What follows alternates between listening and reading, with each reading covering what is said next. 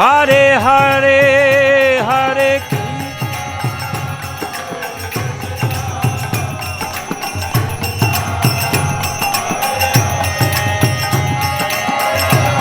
Radhe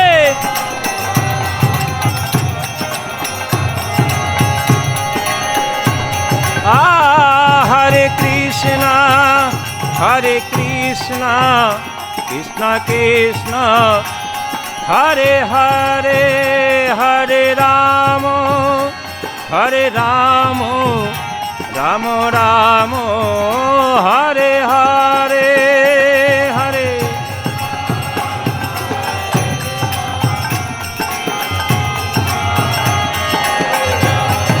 Radhe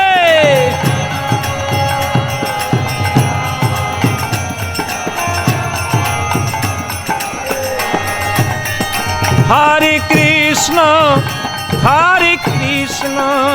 Krishna Krishna Hare Hare Hare Rama Rama Rama Hare Hare Hare Krishna Radhe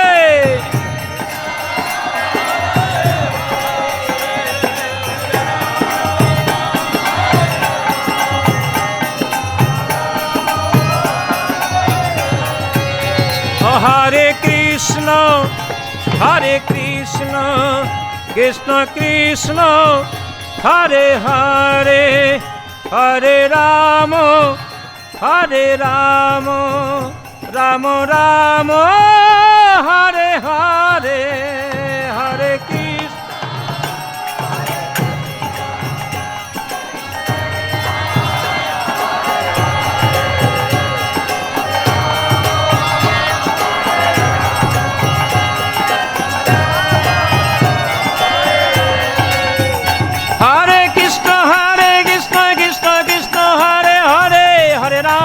Hare Ram, Ram Ram, Hare Hare.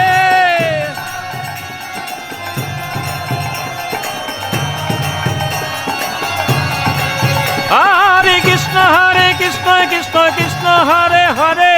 Hare Ram, Ram Ram, Hare Hare.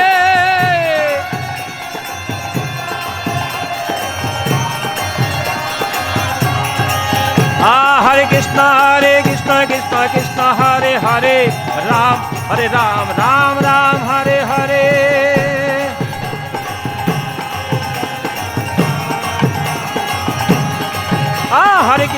Hare Krishna, Krishna Hare Hare, Hare Ram, Ram Ram, Hare Hare.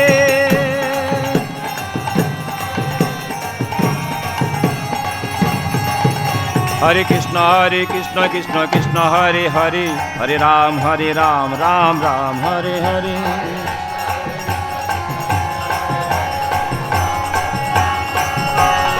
Hare Krishna, Krishna Hare Hare, Hare Ram, Ram Ram, Hare Hare.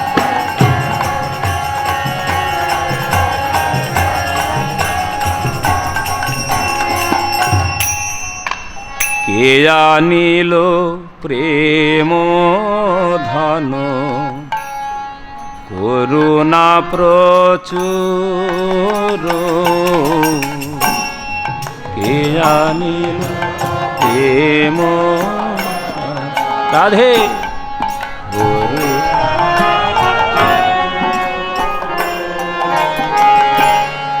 কে জানিল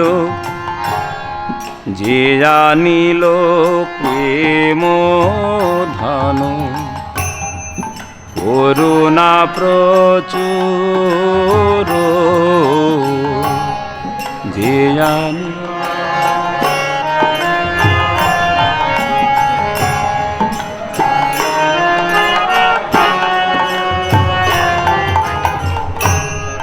হেন প্রভু কোথা গেলা আচার্য ঠাকুর, হেন প্রভু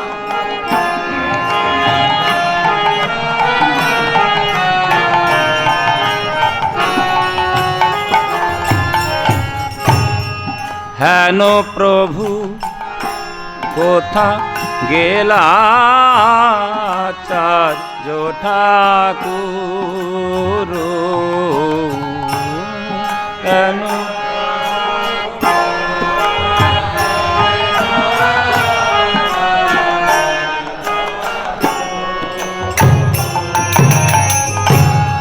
যে জানিল প্রেম ধনু করুণা প্রচুর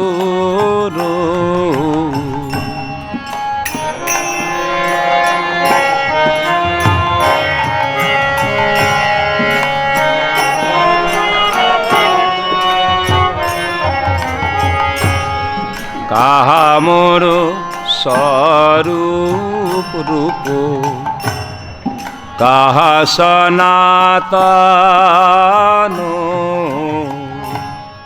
কাহা মোর স্বরূপ কাহা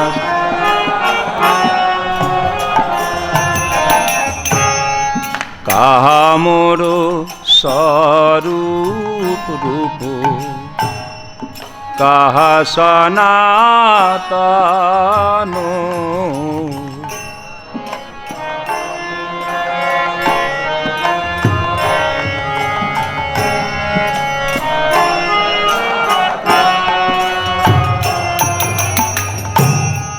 কাহা দাস রঘুনাথ পতিত পাবন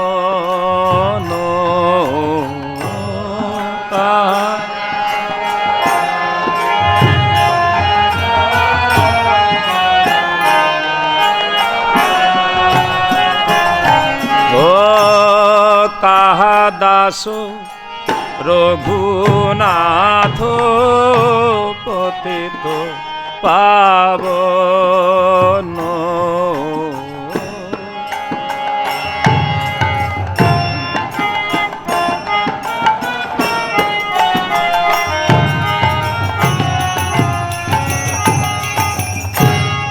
যে জানিল প্রেম ধন করুণা প্রচুর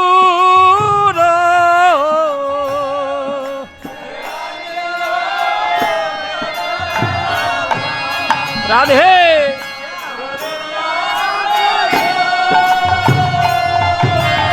ও যে জানিল প্রেম ধন করুণা প্রচুর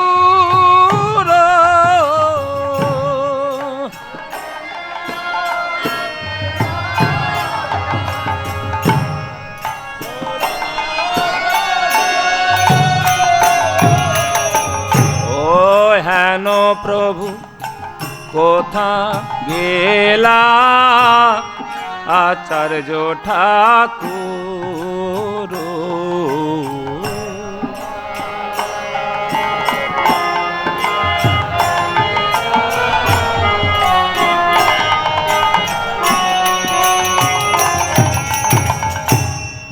কাহা মোর ভট্ট যুগ কাহা কবিরাজ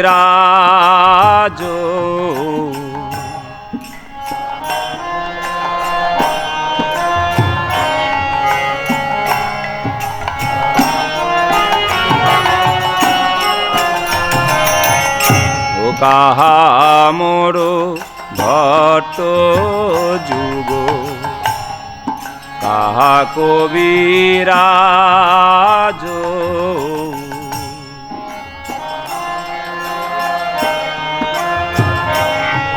রাধে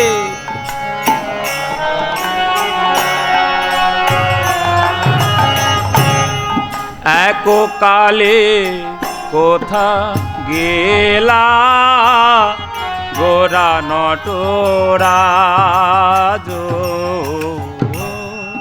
এক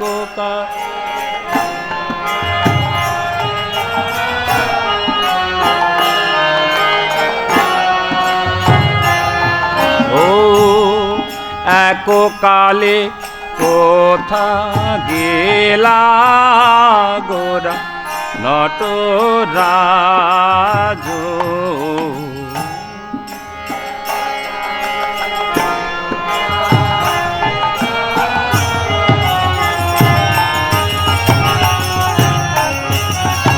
ও যে আনিল প্রেম ধন করুণা প্রচুর, যে আনিল রাধে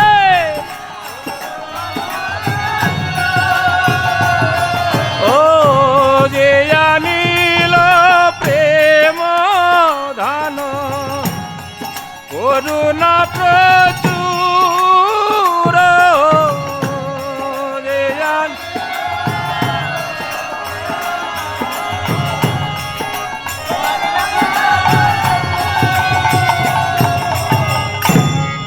হেন প্রভু কোথা গেলা আচার্য ঠাকুর,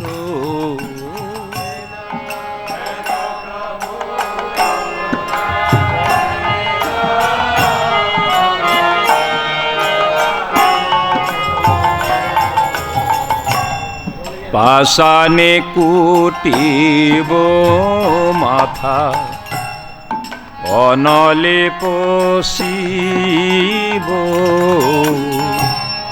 পাষাণে কুটি রাধে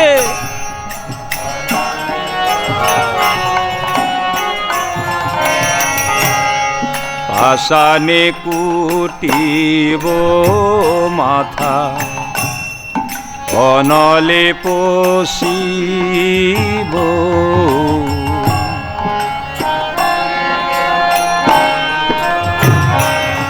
রাধে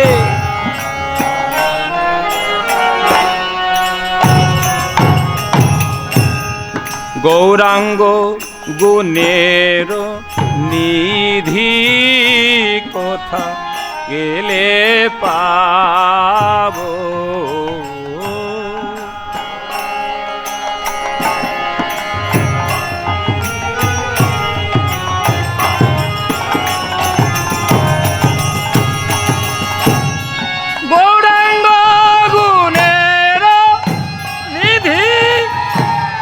কথা গেলে পাব,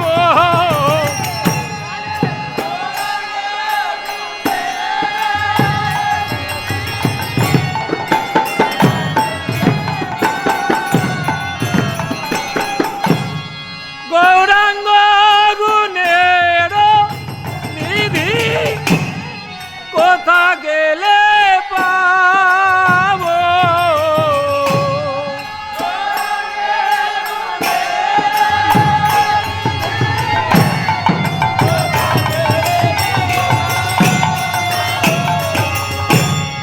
কে আনিল প্রেম ধন করুণা প্রচুর,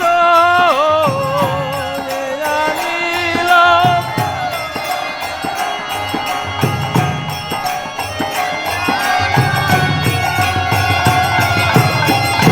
হেন প্রভু কোথা গেলা আচার্য ঠাকুর,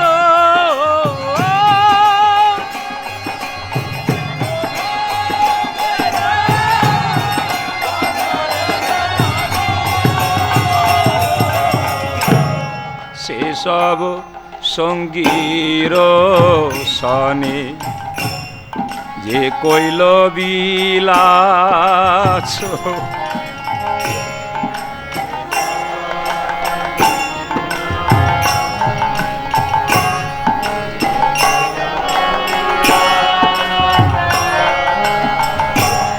যেসব সঙ্গীর সনে এ কইলে বিলাস,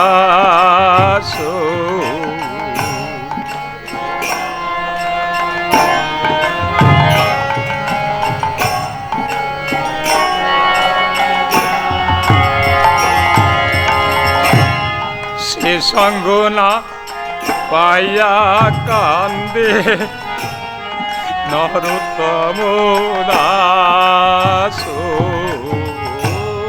সে সঙ্গ না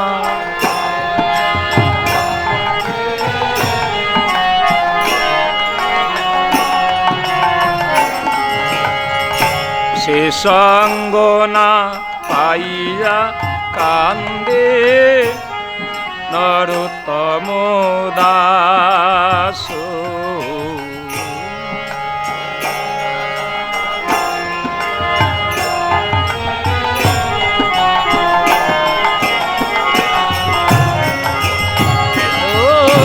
জ্ঞানীল প্রেম ধন করুণা প্রচুর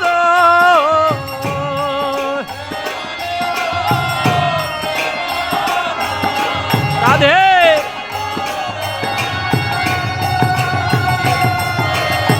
ও যে জানিল প্রেম ধন করুণা প্রচুর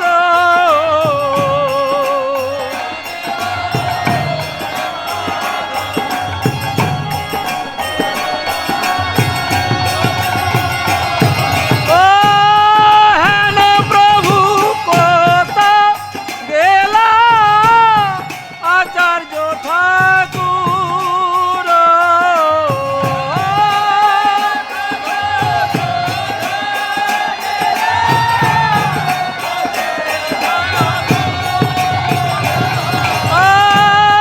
হেন প্রভু কোথা গেলা আচার্য ঠাকুর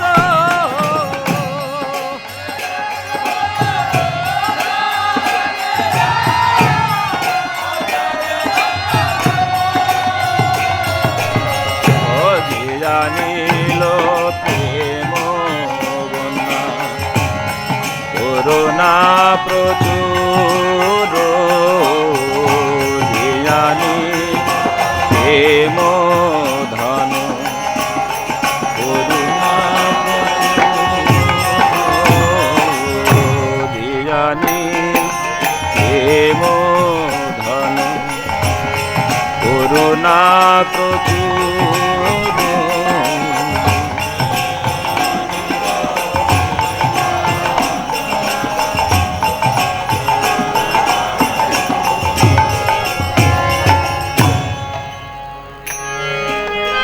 হরে কৃষ্ণ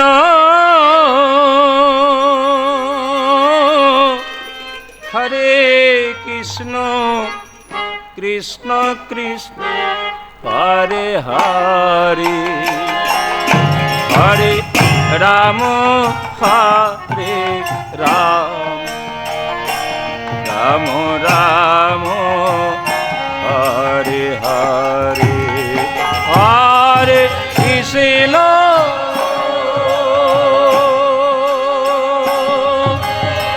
হরে কৃষ্ণ কৃষ্ণ কৃষ্ণ হরে হরে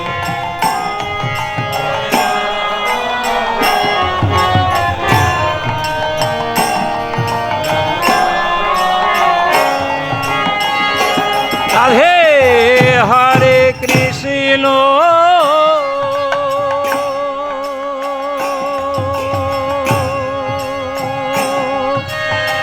হরে কৃষ্ণ কৃষ্ণ কৃষ্ণ হরে হরে হরে রাম হরে Ram Ram Ram Hare Hare Hare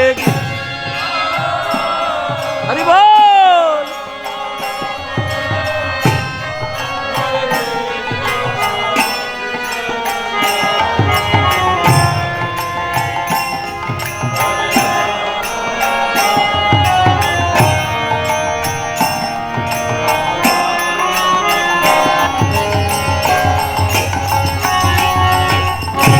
Hare Krishna Krishna Krishna Hare Hare Hare Rama, Hare Rama, Rama Rama, Hare Hare, Hare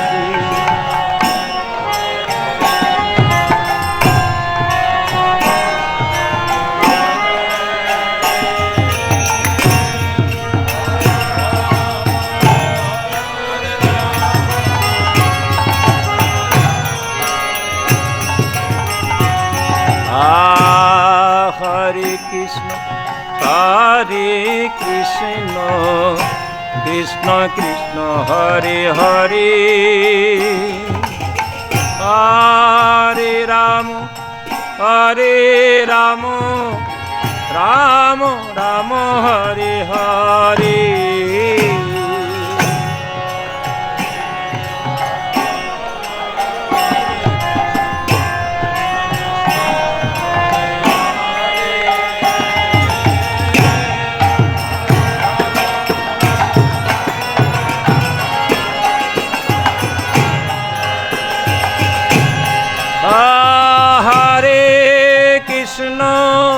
Hare Krishna, Krishna Krishna, Hare Hare, Hare Rama, Hare Rama, Rama Rama, Hare Hare,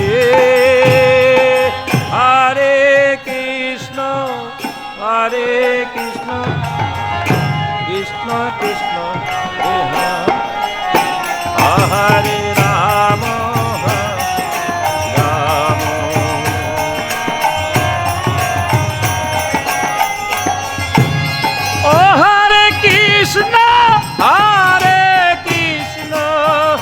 Krishna Krishna, Hare Hare, Hare Rama, Hare Rama, Rama Rama, Hare Hare, Hare.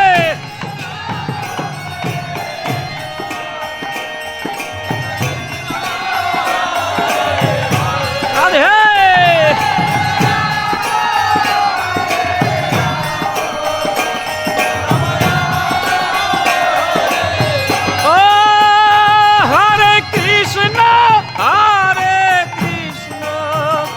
Krishna Krishna, Hare Hare, Hare Rama, Hare Rama, Rama Rama, Hare Hare.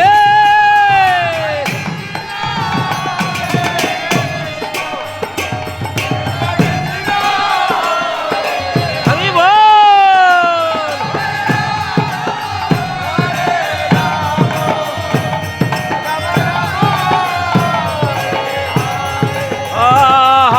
Krishna,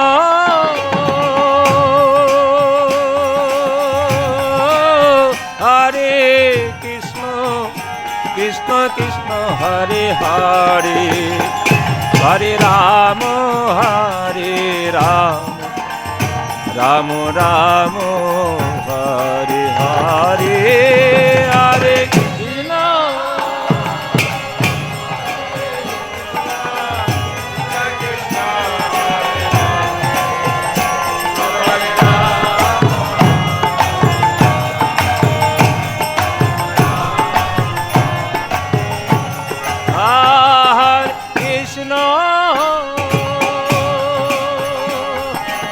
Hare Krishna, Krishna Krishna, Hare Hare, Hare Rama, Hare Rama, Rama Rama, Hare Hare, Hare Krishna.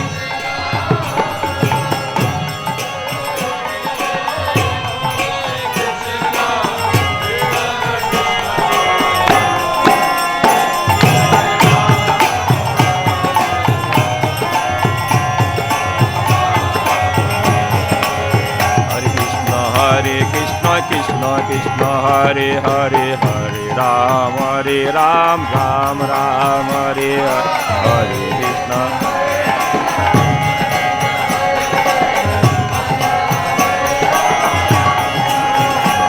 Hare Krishna, Hare Krishna,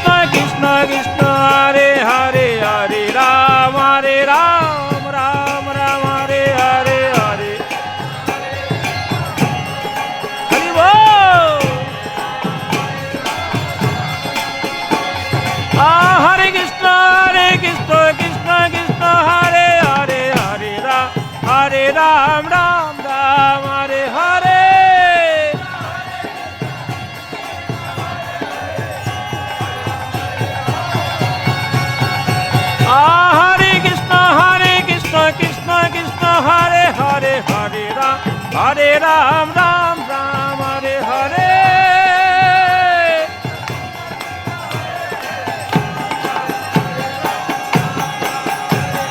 Hare Krishna, Krishna Krishna, Hare Hare, Hare Ram, Ram Ram, Hare Hare, Hare.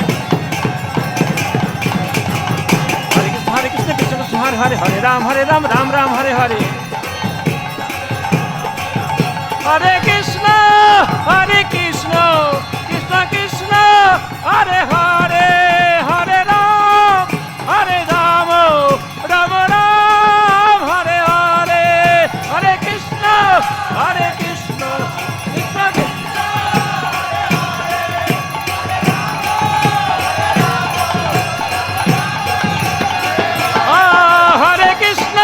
Hare Krishna, Krishna Krishna, Hare Hare, Hare Ram, Ram Ram, Hare Hare. Aindra Prabhu ki jai. So this Sankirtan, Aindra Prabhu was very much brainwashed by Chaitanya Mahaprabhu's Sankirtan mission. In New York, he would create some very unique ways of doing street Sankirtan. He wanted to chant the holy name, but also he wanted to give the holy name to others. He was very eager to please Srila Prabhupada and very eager for the Sankirtan Yajna. I did come, we moved here in actually 93 to Vrindavan, and at that time Indra Prabhu wanted to make his first CD, so we helped him with that, financially, not musically. But I've always very much enjoyed the kirtan. I really didn't start playing harmonium till after I came to Vrindavan, and I tried to learn a few things. But the kirtan is the life for the devotees all over the world.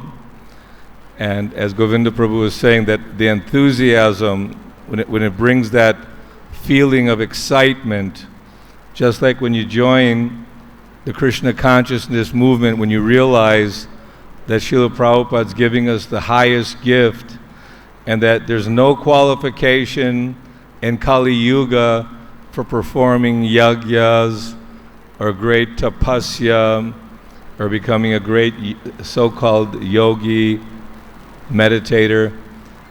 But our only solution is to sincerely chant the holy name of the Lord. I remember in one interview with Indra Prabhu, they were asking, because he had a different flavor than the traditional flavor of kirtan, but he mentioned very clearly that it's just the calling out of the name.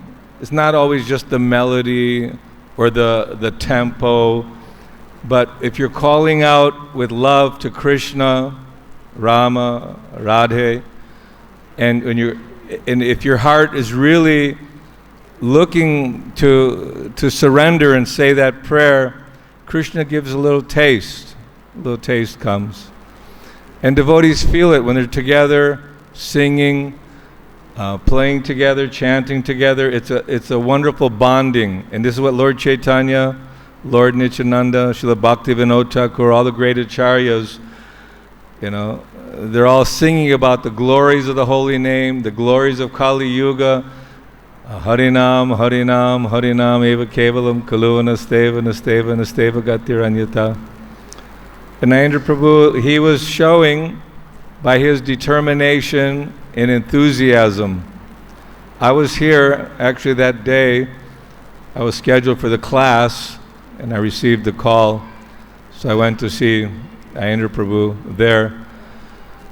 And just in my mind, it was like I just came back to the presidency 10 years ago, and I could see it created waves of emotion throughout the world. But just like when a great personality leaves, those who are sincere followers, it's painful, it's hurtful, but also it gives a certain kind of determination that I want to carry out the legacy, or I want to fulfill the wishes of Aindra Prabhu, who had that wish to spread the holy name all over the world, just like we're seeing now through social media, videos. Now we're having live kirtan all over the world. Aindra Prabhu was speaking about that back in the 90s when it was not even heard. He thought, how can we broadcast the holy name all over the world? So we should continue in this tradition of glorifying those devotees who have been empowered by Srila Prabhupada because of their following sincerely Prabhupada's mission. How brave was Prabhupada? There's a story that Prabhupada, when in his youth, there was a scaffold, and Prabhupada said he climbed to the very top of this scaffold. And one devotee said, "Oh, you were so brave back then." And Prabhupada said, "I am also brave now." You know, that how he can come to a foreign country because he had faith in Krishna, faith in the holy name. So just see how Haridas Thakur, from Muslim family, wasn't even allowed to come and see Jagannath, but he stayed outside. Chaitanya Mahaprabhu would daily come and see him. So we see how Prabhupada, he brought people of all colors, white, black, yellow, many different colors. You know, who would think that a American, red-headed Aindra Prabhu can come and deliver and plant the seed of the holy name and inspire people from all over the world to take up very seriously the Yuga Dharma.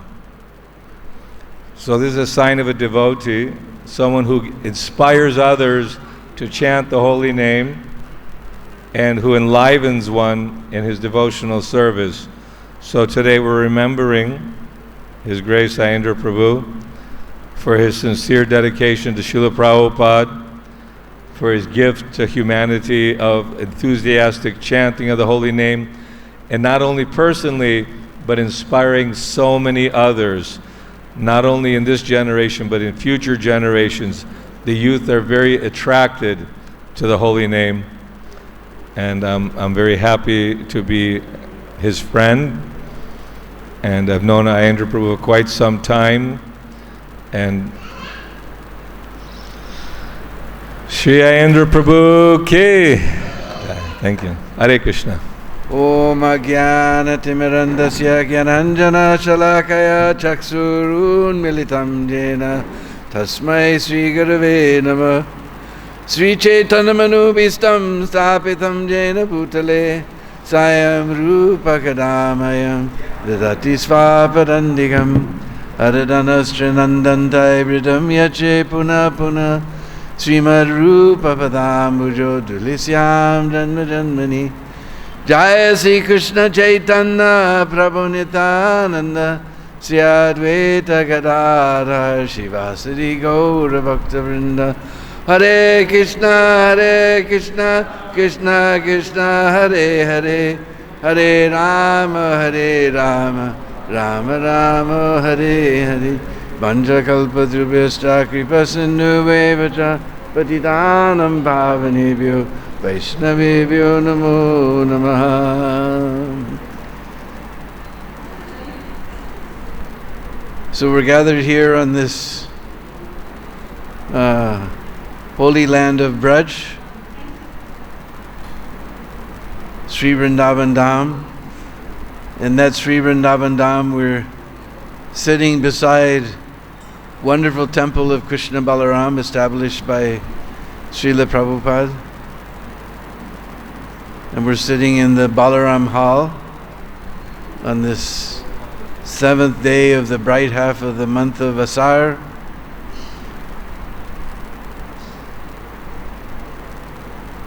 To honor the disappearance of Sripad Namanandi, Kirtan Chandra Namanandi Aindra Prabhu.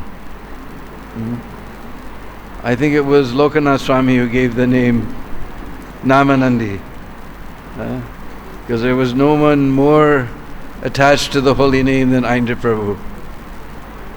And I gave the Kirtan Chandra because Aindra's face was so nice and round like the moon, and he would be there chanting with surrounded by all the devotees like Brihaspati, surrounded by the Jupiter, surrounded by the stars, this big face, completely red, and belting out the holy name for everyone to become inspired. So he was like the Kirtan Chandra. And Lokanath Swami gave the title Namanandi. Because I've never met anyone, I've seen so many Kirtan devotees, but there's no one who was more attached to the holy name than Aindra Prabhu. What year Aindra finally came here? What year did he come to Vrindavan? 86. As I came in 84, I remember sometime after we arrived, someone tried to, because in 1975 when we opened up the temple, Prabhupada ordered that there be 24-hour kirtan. So that time when all the different temples, every temple took a different turn, or different yatras took different turns, or combined turns. And we started something. Of course, after the festival, everyone left, and then it fell apart. And as Panchagota said, Aindra came here with he had done this wonderful moving temple in New York, taking Harinam all around the most incredible place to preach. New York City, people come from every part of America, every part of the world. You can preach to the whole world there in New York City. So he wanted to do something here like that, traveling and preaching. But somehow or other Krishna inspired him that he should just sit in one place, this Sri Vrindavan Dham, on this holy dust. This holy dust is so powerful, it will affect the whole world.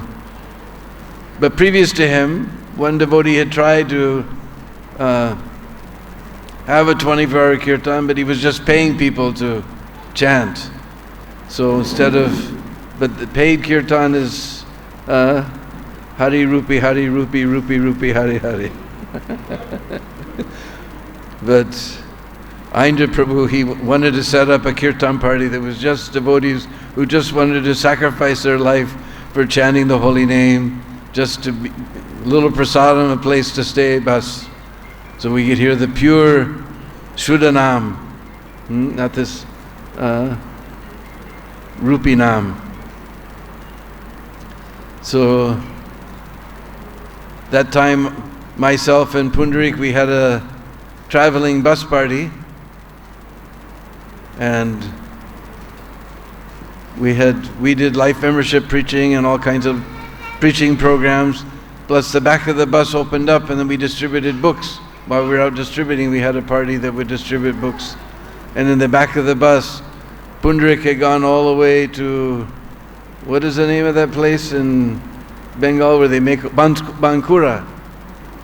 He went all the way to Bankura, and he made these beautiful Gornitai deities, and we put them in the back of our Sankirtan bus. We made a bus special with a temple in the back and kitchen and everything, and we traveled all over UP, MP, and Rajasthan.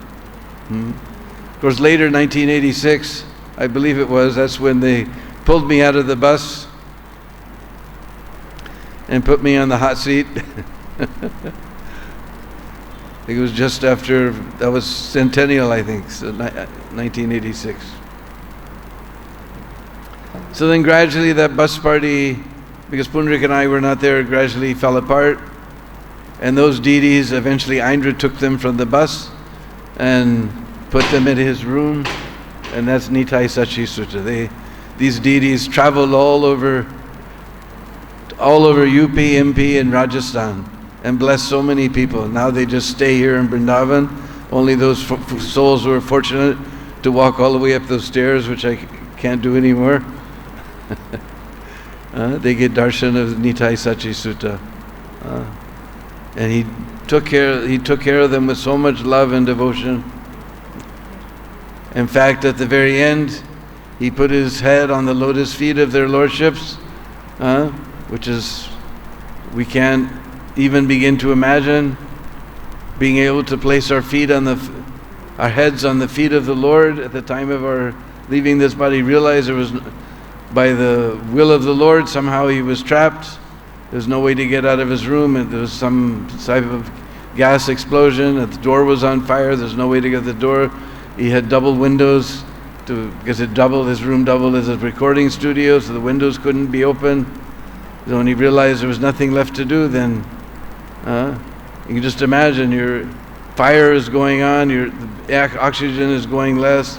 You would be freaking out, but Indra remembered his lordships and put his head at their lotus feet, and chanting the holy name, he left this world on this day 10 years ago.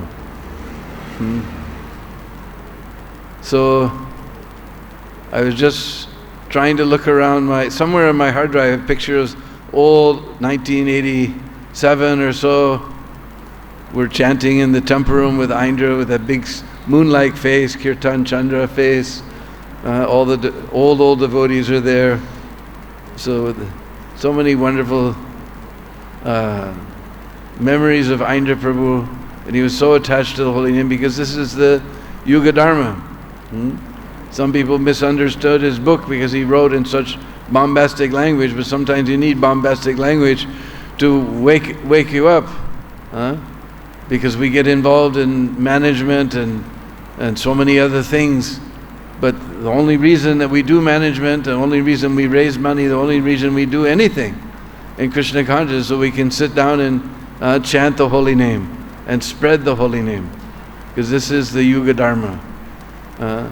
And we're very happy that one of his great followers, Roy Ramanand, took from Vrindavan, he took that inspiration back to New York. They have their Yuga Dharma Sankirtan party. Even when this pandemic came out, so they were smart enough to leave New York. Where did they go?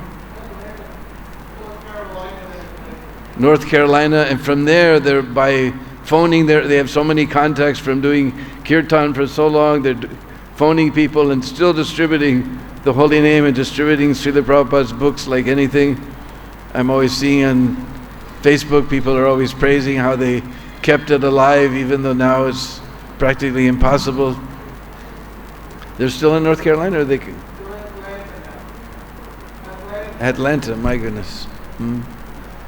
So anyway, Indra, just by sitting here in Brindavan and taking seriously the order of Srila Prabhupada that there should be kirtan 24 hours a day in Sri Krishna Balaram Mandir, he affected the whole world. Now we see all over the world people are taking up this chanting again.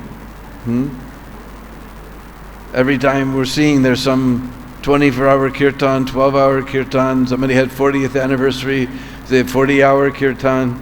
All this was aspired, especially the younger generation.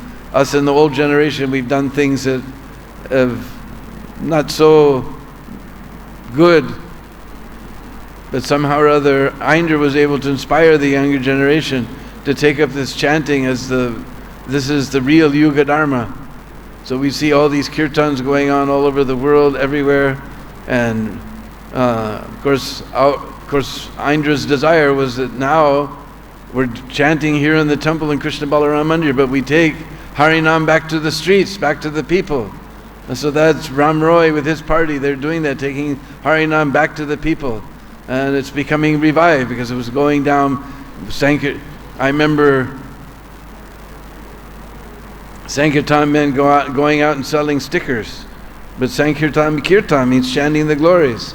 So Indra Prabhu performed a revolution to bring back the Yuga Dharma in that movement that was famous for preaching the Yuga Dharma. We're the ones preaching the Hare Krishna mantra, and other people, some fellow named Krishna Das who doesn't even believe in Krishna, he's become famous for chanting. We're the ones that started it. So Indra performed a revolution to bring back the Yuga Dharma back to that movement that started the Yuga Dharma.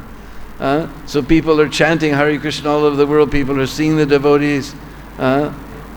It's all inspiration of Indra sitting down here in Brindavan on this holy dust of Braj, chanting the holy name. So today we're all gathered here on this, again on this dust of Braj, to honor Sripad, Kirtan Chandra, Namanandi, Aindra Prabhu. Sri Kirtan Chandra, Namanandi, Aindra Prabhu ki jai. Vancha kalpatarvascha kripa sindhubhyo evacha patitanang pavanabhyo vaishnavabhyo namo namaha.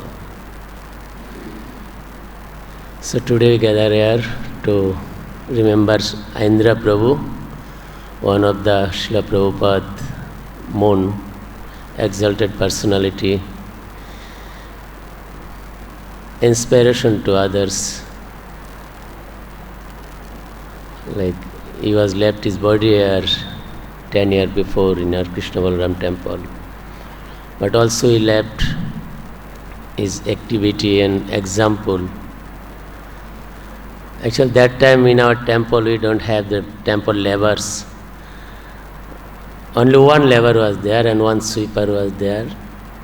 So Prabhuji used to clean the toilets, and also we are also new devotees, we also clean the toilets. Prabhuji usually can clean the toilet at night. We just formality, this is our service, we have to do. We just do the formality, not proper cleaning, but when Prabhuji sees there's need to be clean, night he used to go with his staff, some other 2-3 devotees like Martanda Prabhu, also other some devotees are there. So he used to clean the toilets and tell us that this is my Guru Maharaj's property, I have to take care of it. I have to do this service because we are questioning, Prabhuji, we can do it, why you are doing that? This is my Guru Maharaj's property. My Guru Maharaj give it us to our responsibility to take care of it. So devotee like Indra Prabhu, they are example. If we follow, whoever follows these examples, they are flourishing. We can see, although Prabhuji is not present in physically now, but like Panchagara Prabhu is mentioned that.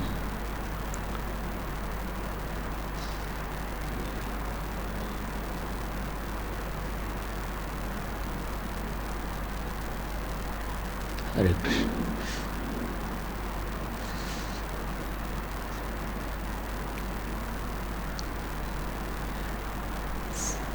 Sometime I used to play and try to learn the kirtan in harmonium. So I used to play Sare Gama Padanisa, but he came and he said, no, not like this. It means start some melodies kirtan like different tones. You should learn like this Hare Krishna tone, not mean you don't like to that you learn from the Sare Gama Padanisa. You learn directly from Maha Mantra.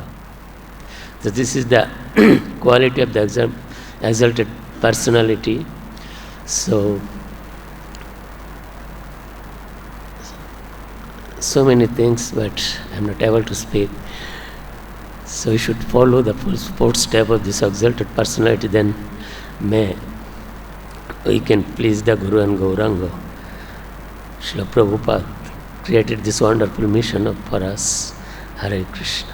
Namo Vishnupadaya Krishna Pristhaya Bhutale Srimate Bhakti Vedanta Swaminiti Namine Namaste Saraswate Deve Gauravani Pracharine Nirvishesha Shunyavadi Paschatya Deshatarine. So Srila Prabhupada has all his disciples, and they are very unique, very exalted in their own field, and undoubtedly His Grace Aindra Prabhu is one of them. And when I came in 2006 in Vrindavan, I used to see Aindra Prabhu. I don't have much interaction with him, but I used to see Aindra Prabhu every Saturday and Sunday around 6:45 in the morning. He used to come in Radha Shyam Sundar altar to dress Radha Shyam Sundar. And also in the evening time, he used to come for kirtan, his particular kirtan slot, I think from 5:30 to 7. So during that time. And sometimes when His Holiness Gopal Krishna Maharaj used to come to Vrindavan, so after the Arati, evening Arati, he used to tell me that go and tell Aindra Prabhu that I will come and see him. So I used to take Maharaj in his room and he used to spend some time with Aindra Prabhu, half an hour, 1 hour. So in that way but I didn't have any interaction or anything like that. But just to see a personality like Aindra Prabhu, that he was so much focused in one thing, in his service. And although Srila Prabhupada actually started the 24 hours kirtan when he was physically very sick, his disciples started, but Aindra Prabhu actually re-established the 24 hours kirtan. And even we can see that even after his disappearance, the 24 hours kirtan is flourishing. Lot of devotees, young generation from different parts of the world, they are coming and they are engaging themselves in this kirtan. 24 hours kirtan is really flourishing. And also the main attraction of the Krishna Balaram Mandir is our deities, Krishna Balaram, Gaur Nitai, Radha Shyam Sundar, and also the devotees from different parts of the world, they come to participate in 24 hours kirtan. This is like the heart of Krishna Balaram Mandir. No other ISKCON temples have like this kind of facility. Even Mayapur, other temples, but specifically a dedicated kirtan team, 24 hours kirtan, is in ISKCON Vrindavan only. So today, on his disappearance day, we pray at his lotus feet that he may bless us, and just as he perfected his life, we all individually and collectively, we also following the footsteps of Srila Prabhupada and all his disciples. We follow in their footsteps and make our life successful. His Grace Aindra Prabhu ki jai. Hare Krishna. Panchakalpa Trubhyascha Kripa Sindhubheva Cha Patitanam Bhavanebhyo Vaishnavebhyo Namo Namaha. One time I remember one of the brahmacharis, he was asking Aindra Prabhu in the hallway, "How are you, Aindra Prabhu?" And he gave one of those like dissatisfied Aindra faces, and he's like, "Well, I don't have any Krishna prema." He said, "We're all sitting up here in the ashram, but who has any Krishna prema?" He's like real disappointed. I was thinking of the first time I met Aindra Prabhu, just because Govinda Prabhu invited me the other day to come here, and Govinda took me to his room the first time I met him, which must have been around Kartik time of 1998. And I still have a lot of impressions from that meeting. He was reading from Jaiva Dharma, and it was like a Gaudiya Math edition. At that time there was no edition, I don't know, maybe more meant for ISKCON devotees. So he was reading kind of, very interesting English. And I remember him reading, at that time there had been some like political upheaval in our ISKCON society, and it was kind of a frequent topic of conversation. And Aindra Prabhu, he started reading a passage about the progressive stages of hearing Krishna Katha, how a devotee can become more elevated by hearing more and more systematically from the Shastra. And just considering the climate of everything that was going on, he had like his reading glasses on, and after he read from the book, and then he looked up at us and he said, "No ISKCON politics, please." And there's another thing he read, where it was describing the beauty of Krishna, the beauty of Krishna's form, the beauty of Krishna's face. And then he looked like at Govinda Prabhu and myself, and he said, "You know, they say that man is made in the image of God, but they're certainly not very good images, are they?"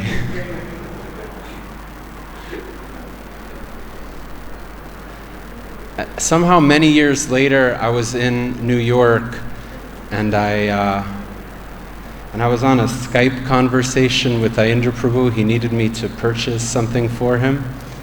But from my computer, this is like 15 or so years ago, so I didn't have like a good computer. So the video from my side didn't work. And he's like, "Can we see you? Is there any video?" And I said, "No, I'm sorry, Prabhu. My video doesn't work, so you don't have to see my ugly face." Because I was thinking about how he had said that. And he said, "Oh, well, my video works, so you have to see my ugly face." And he had like this big smile, and he didn't have an ugly face. He had like a very pleasing face. Just one thing I thought to read, hopefully.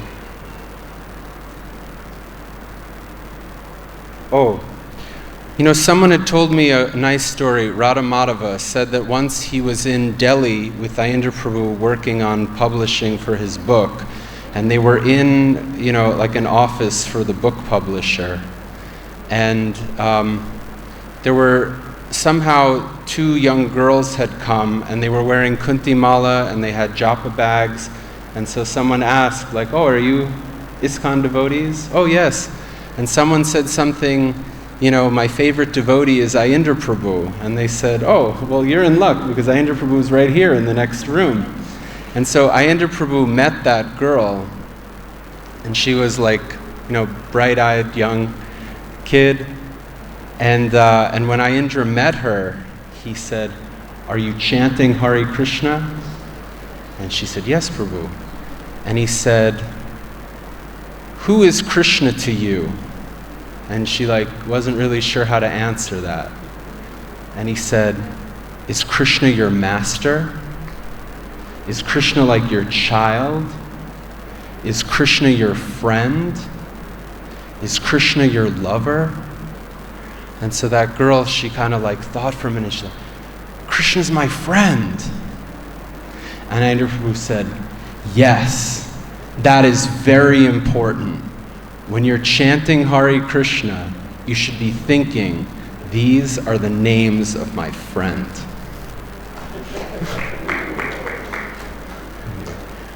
Maybe we'll leave it there, I don't know. Thank you so much. Well, there was one, just to kind of hear something from Indra Prabhu himself.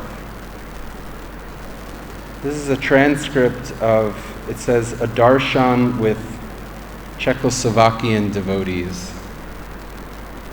And he starts off with the same point that was in the story I just told. So this is a transcript of Indra Prabhu speaking. He says, "The real proper mood is that this is the name of my lover, or this is the name of my son, or this is the name of my best friend, or this is the name of my master.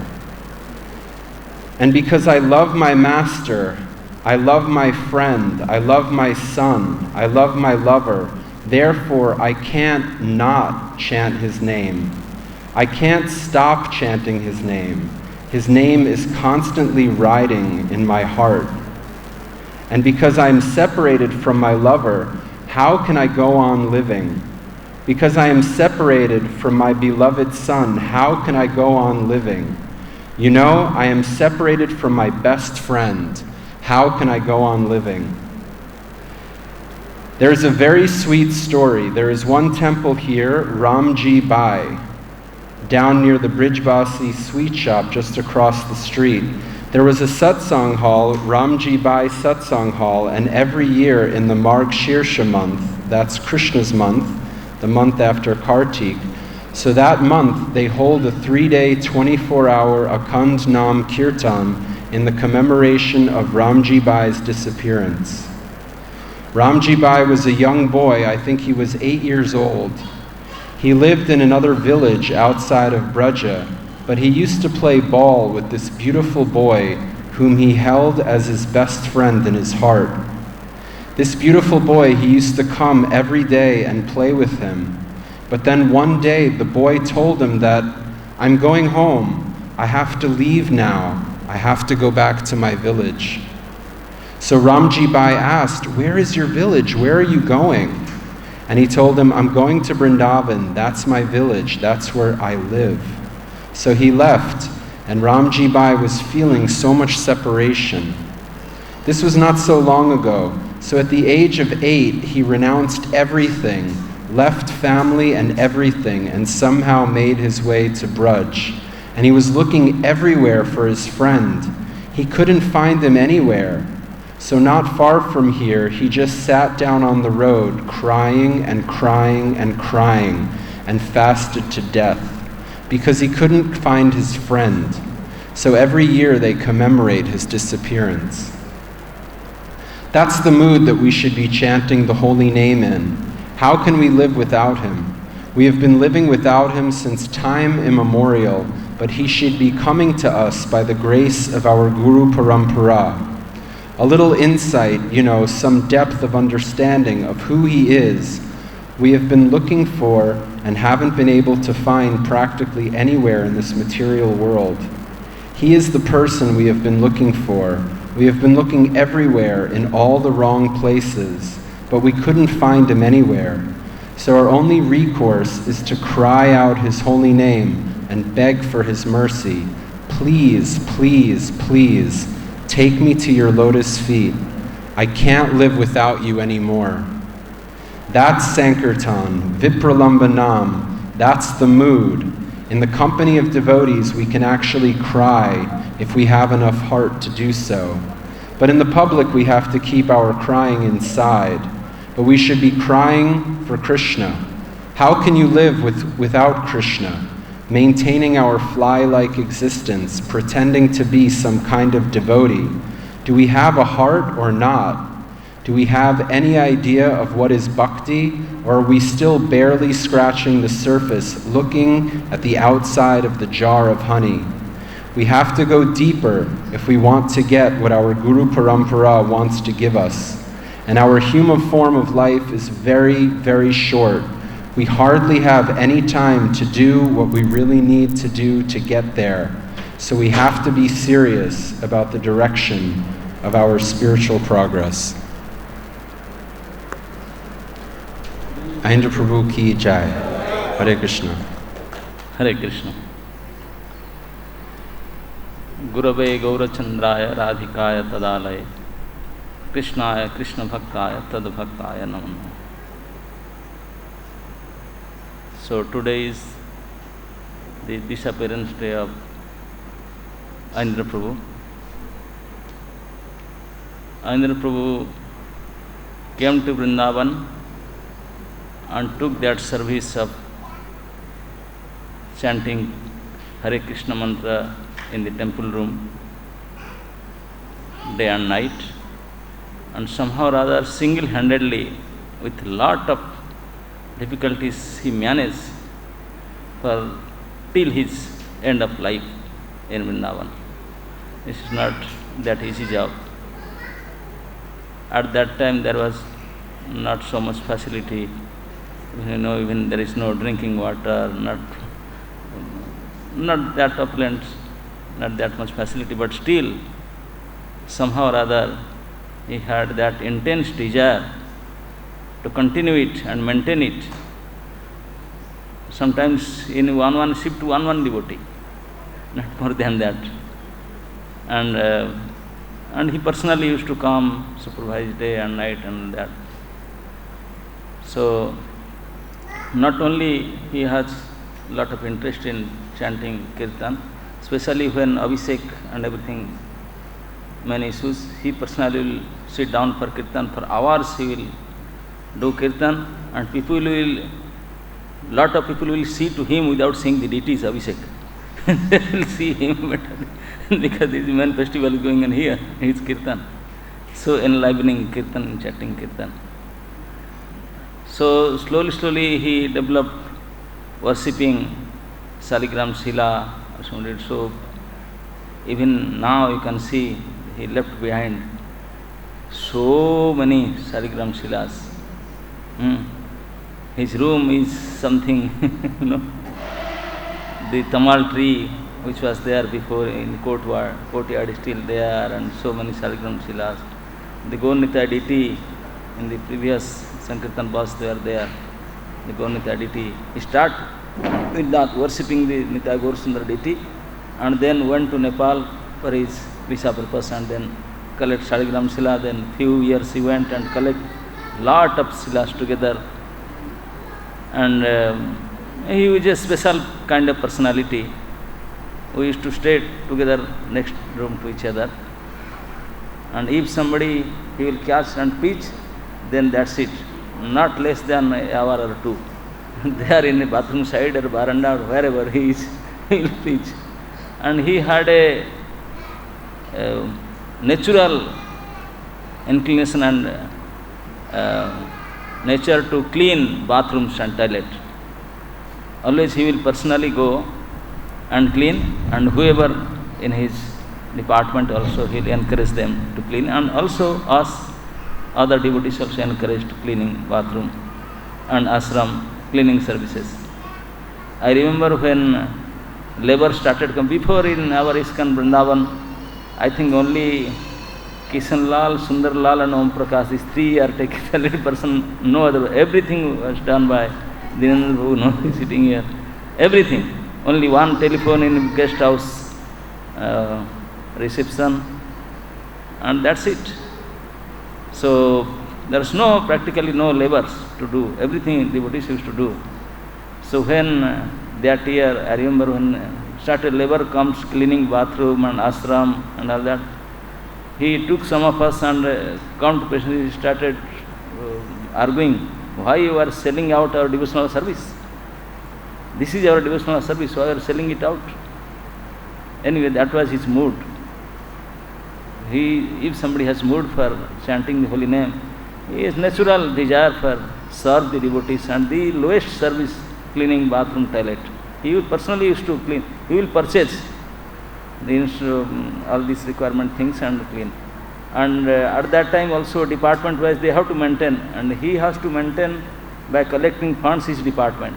Whatever supply, whatever temple was not supporting, he was maintaining by himself, as collecting and maintaining his expenses and departmental expenses and continuing the. And yes, and he dressed himself, he used to dress himself something like a, he will though we will say, no, I have a tail. He will wear dhoti, but he will in such a way that difficult to see, it's dhoti or one bahirbas kind of thing, particular kind of dress. And usually he used not to give class. If sometimes you put him in class, then breakfast time over, then lunch time will come, he will continue. Maybe nobody will there, but he will continue. So hardly he used to give class. But because quite number of years we stayed each other together there, so we have lot of interaction. Many times we used to come to talk each other and counseling, meeting, many discussions, many times. He was definitely a very lovable person and very helping nature. And he used to do this Kartik Vrat, and he also encouraged everybody to do this Panchak Vrat. And once in a year he used to give the feast in the Kartik Purnima. And that time he will invite, sometimes I was in the kitchen, he would say, hey, I want your help, you will be cook some items here, some items in other place, and all together. Then we all used to go, and he will personally call some of us into his room to open the fast, to break the fast, and which he was keeping for 4 months, fasting only some foods. So he was feast, he will serve in Baranda, in the ashram. Everybody used to go, and classic feast, when he will personally supervise what the menu and how he will serve and everything, perfect. So, and he started in ashram the cow dung resting. He said, no, we should make it natural. He collect himself and make the whole ashram in a different look. Then bunk bed system, many times, because he has only at that time, I used to say, Prabhuji, Indra Prabhu was there for a long time, he had 4 rooms they had. One room, he, his deity himself, and 3 more rooms. Whole department was within 4 rooms. They maintained for a long time. And I don't remember that any of the time when Indra was more than 20 devotees or 18 devotees were there. Less than that, they used to manage the whole 24-hour kirtan like that. Anyway, he is a special kind of personality, lot of attraction. Many devotees have special attraction to him. The way of his kirtan, the way of his dealing, the way of speaking, and into depth of philosophy. So many people like him, and especially he showed the renunciation and attachment to name, attachment to deity, service and dressing. When you will dress Radharani, that will be different. His dressing, anybody say, oh, this is Aindra Prabhu dressing, it will take long time. Of course, the Govinda Adi Purusa finish, maybe after 5 minutes he will open the screen, curtain. But his dressing was something else. When Chandan Purnima day, he will come for Chandan dressing. Anybody can see that time in Chandan Purnima when Indra Prabhu was there decorating. We used to do Krishna Balaram helping. He used to do. It will take long time, but totally some kind of special look. Whole Radha Samsundar, top to bottom, full of Chandan, kind of different. So he has some, whatever he will do it in a very particular manner, very special way that it will attract everybody's mind. So, and he, at that time, during his time, he used to be considered as the emperor of Kirtan in whole ISKCON society. Nowadays, of course, many young generations come out with specialized in singing, harmonium, mridang, but at that time he used to be invited for Kirtan Mela. Okay. Huh? He's still the emperor. Yeah, his name is there. They used to invite to Mayapur also. When they start Kirtan Mela, though big sannyasis and many stalwarts are there, but still they used to invite Indra Prabhu to society. His appearance will give a different flavor to Kirtan, just by his appearance, his mood. And he used to say us, I don't know harmonium, but somehow or other by practice I know. Somehow or other by practice. And so he will play harmonium in a rough way, very rough, tough way. Nowadays I am seeing he used to go some kind of harmonium design, special design. Indra Prabhu's design nowadays they are singing. Hanging harmonium, they will play it, small harmonium. So that also started from, that is his gift to the new generation, Kirtaniya people. So, and his Kirtan style is also different, very up and down like that. That's what I am telling. Even the gatherings, they will be enjoying his Kirtan than to see the Abhishek. Each festival time. And Radhashtami, Janmashtami, oh, far out. People will become mad. And he was a center of attraction from Delhi, Haryana, and different places. Devotees will just come to hear his Kirtan and see how this man, being a Western devotee, is so dedicated, so much into it, and for a long time without drinking, eating, he is something special power in his, when he will start Kirtan among the public, it's different. But having so many nice, lovable qualities, he has in his heart deep love for all the devotees, for the community devotees also. I remember when any senior devotees, they used to pass out, they will call Indra Prabhu to Kirtan, and he will go and sit down and do Kirtan. Even if he has lot of engagement, he will go and do Kirtan. So he has lot of helping nature, good quality. And I was in Sankirtan department. Each year in marathon time, December, he will give 2-3 devotees. Even if he is suffering without devotees, not full, he will give. No, I was, before doing that service, I was Sankirtan, I know the importance. So please take. He will encourage us like anything for book distribution. So that shows that he had lot of love for Prabhupada. So somehow or other, now he is not among us. He was so strong and stout and but I don't know why Radha Samsundar took him from us, and in a strange way somehow or other he left us. Now few days ago Govinda Prabhu called me. I said, I am coming after long time. Aindra Prabhu's time when he was there, I was there. I remember when he left his body, I just arrived from Surat Rath Yatra. Then Adikeswar Prabhu called me. Aindra Prabhu is not coming for dressing, let us go. I went, then I said, Sanatan Prabhu is there, they're breaking the door. Then I coming down, Panchagoda Prabhu, see him in the stage, oh, what is going on, what happening? Everybody just strange to everybody, how come this happened, how come this happened? Somehow or other we don't know. He's supposed to come for dressing Radharani, and he went to dress in his Nitya Lila, not in this, this Lila, in Bhova Vrindavan, somehow or other. So he's not with us now. But still, when he is remembering him, his memory is so sweet, so powerful.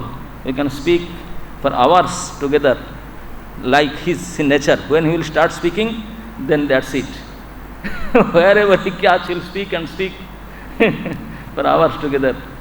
So, but many other senior devotees are there, so they can also glorify and remember him. So I want to stop my small offering here. Oh, this harmony is here. Sipad Aindra Prabhu ki, ISKCON Kirtan Samrat, Sipad Aindra Prabhu ki, Samvet Bhakta Brinda ki, Nitai Gaur Hari Premanand. I'm not having so many things to say like Vaishnava Maharaj, who's been very long time with Indra Prabhu. One thing about preaching, in my days, you can go anywhere in the world, in any temple, and every devotee was playing Indra's kirtan mellows. So it was not only restricted to Vrindavan, everyone was having that tapes. And actually my good old friend Jai Vijay, he purchased the first recording machine for Indra Prabhu. He's not here now, so I'll just try to mention him. Basically, as Vaishnava Maharaj was mentioned, I was there at the very end. But I have one little bit nice pastime. I had a little bit service that is mercy by Radhesham Prabhu, he's also here in the back, that Indra always had that big feast at the end of Kartik. At the very end of Kartik for breaking the fast upstairs on the roof and on the everywhere devotees were sitting. So I think it must have been just late afternoon, after 1 o'clock, something around that time. And Radhesham rang me and say, hey, can you help me out? I said, okay, what is it? He says, it's very big work, can you help it? Some problem in Indra Prabhu's room. So what happened when he was preparing for that offering, he wanted to do something special on his altar, and the altar was somewhat makeshift, and he stepped on one marble, and that marble snapped, and a chain reaction happened, and the whole altar collapsed. And he was very worried. Luckily, nothing happened to him. He was very worried. So by the evening before the offering, he wanted that altar fixed. So I got the whole repair and maintenance team. And I think nobody of you ever been that much in Indra's room than me. We changed the deities, we shifted the Shilas, everything got a little bit moved here and there, and he was very worried. No, everything should remain the same. At the end, I did got the upper hand, and then by late afternoon, maybe by 6 o'clock or something, the whole thing looked like nothing ever happened. Actually, it was a bit more German. It was actually even better than before. So that is my only pastime. I have Jai. His Grace Indra Prabhu ki Jai. Dear assembled devotees, please accept my humble obeisances. All glories to Srila Prabhupada and Indra Prabhu. Govinda Prabhu kindly asked me to contribute to the glorification of our beloved Aindra Prabhu today. Of course, the greatest blessing in my life was being able to meet Indra in 1981 when he came to the New York temple at 846 7th Avenue. Immediately I was impressed that he was an extraordinary devotee. His sole purpose, of course, in New York City was to revitalize public Harinam, and he did that so wonderfully in New York for the next 5 years. It was during this time that we forged our lifelong and eternal friendship. Most notably at this time, I was a collector, along with a team of devotees for BTG magazines, and we were giving Aindra Prabhu as many BTGs as he could use to help support his Harinam program. When he decided to leave New York and go to Vrindavan in 1986, he very much encouraged me to come visit him regularly in Vrindavan, which I did practically every year for a few months at a time. These were very sweet times in the late 80s and early 90s. As the years went by, and Aindra Prabhu's spiritual and devotional greatness manifested more and more, simultaneously did my attraction to be with him and to stay with him in Vrindavan. Our relationship went into a special dimension in 1997 when he personally obtained and painted my Giriraj deity, who today, along with many attempts to manifest the Yuga Dharma Ashram, is my greatest continued connection to Aindra Prabhu. The shock of Aindra Prabhu's sudden departure at age 57, he told me his astrology and palmistry predicted he would live till the age of 82. I was thinking in 2010 that we would have 25 more happy years together in this life. I felt cheated. Even today, by that calculation, he should have been with us for another 15 years. Imagine how our lives and the world would be so much better and different if he was still here.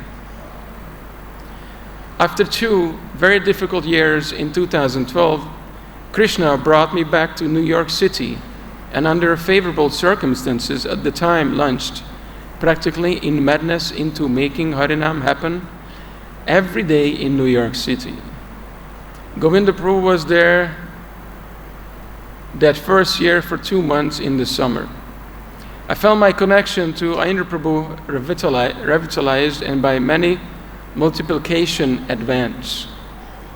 Even though there was a lot of hard work and austerity and inconvenience, I was really, really happy.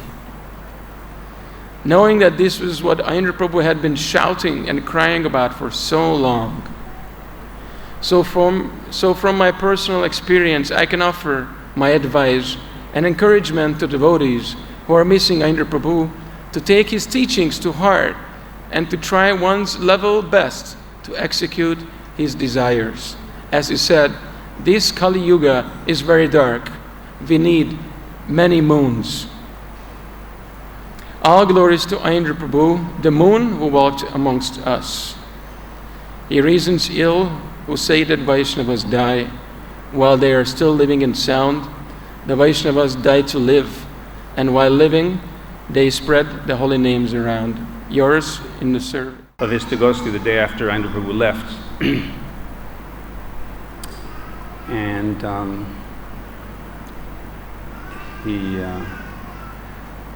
of course, there's Swarup Damodar Maharaj and Gaur Govinda Maharaj. So the GBC started his speech by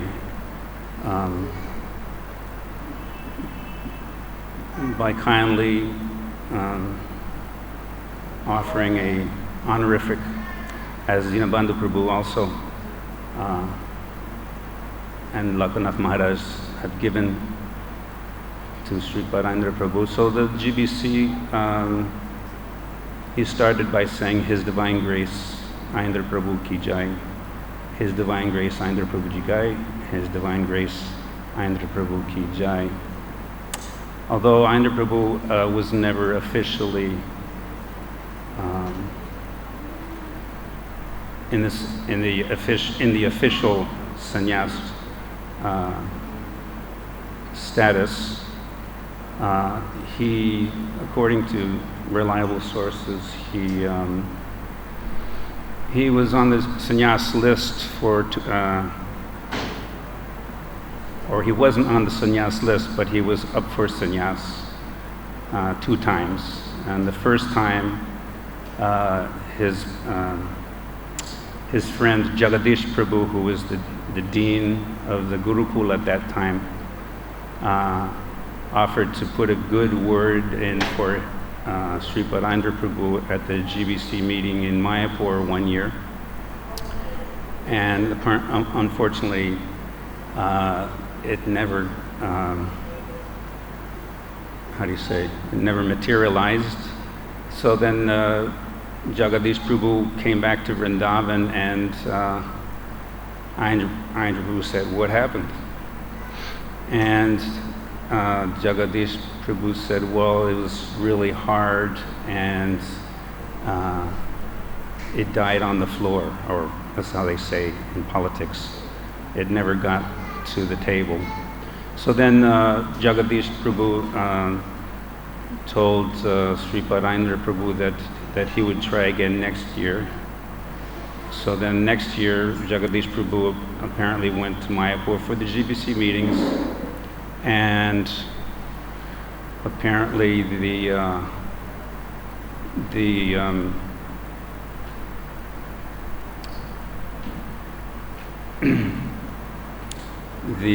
conclusion of the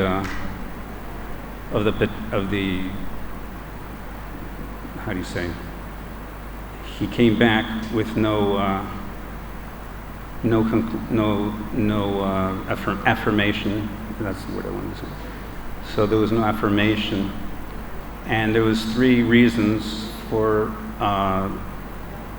them not allowing him to be on the sannyas list. Also, we know that Bhaktisiddhanta Saraswati Thakur has explained that the best Bhajananandi is a Gostyanandi who preaches.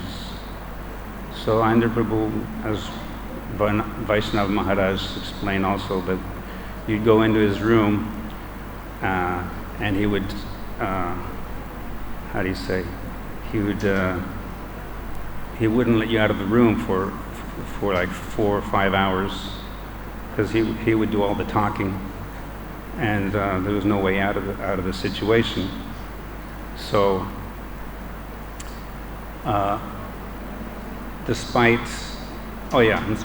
So there was 3 reasons apparently why they rejected his being on the sannyas list, and one of them was probably the way he presented himself externally, his unkempt cloth, and I can only remember one of the reasons. What he told me personally was that they rejected his appeal because he was too austere. Of course, at that time there was many devotees in sannyas list, and then they'd get sannyas, and then they'd fall down. But even though Sripad Aindra Prabhu was rejected for the sannyas by the sannyas ministry, he happily accepted that position of not being a sannyas, although we all know that he was, because as Srila Prabhupada explains, sannyas is not a change of dress like that. So, but as I said, he would quote Bhaktisiddhanta Saraswati Thakur. So what does it mean to to be a bhajananandi who preaches. Usually in the West, when you say or when you hear the word bhajananandi, or not bhajananandi, when you hear the word bhajan, everyone automatically thinks that it means like singing, Jnani Ludena Brahma, or any kind of Vaishnav song. But bhajan is synonymous with sadhana.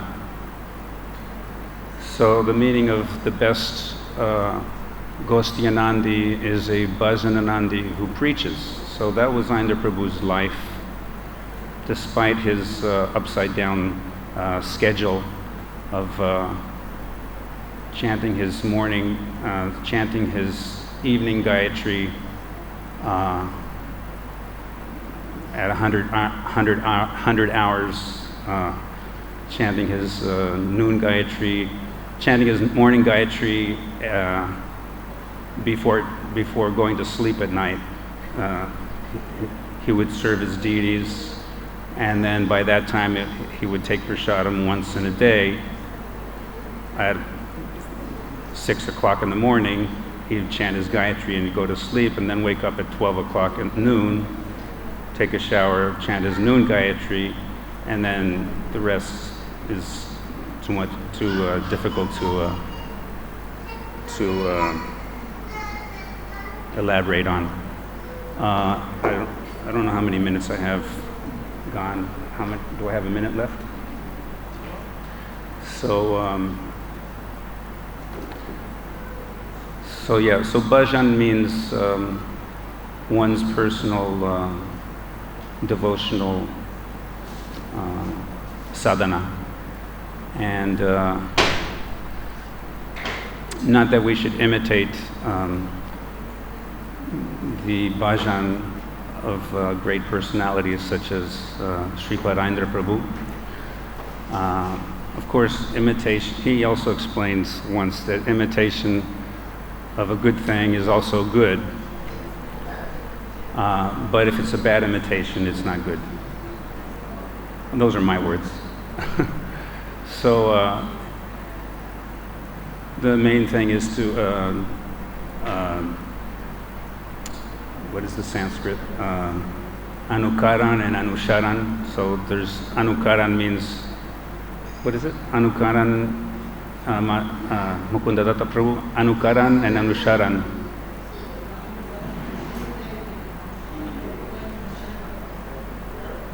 Right. So,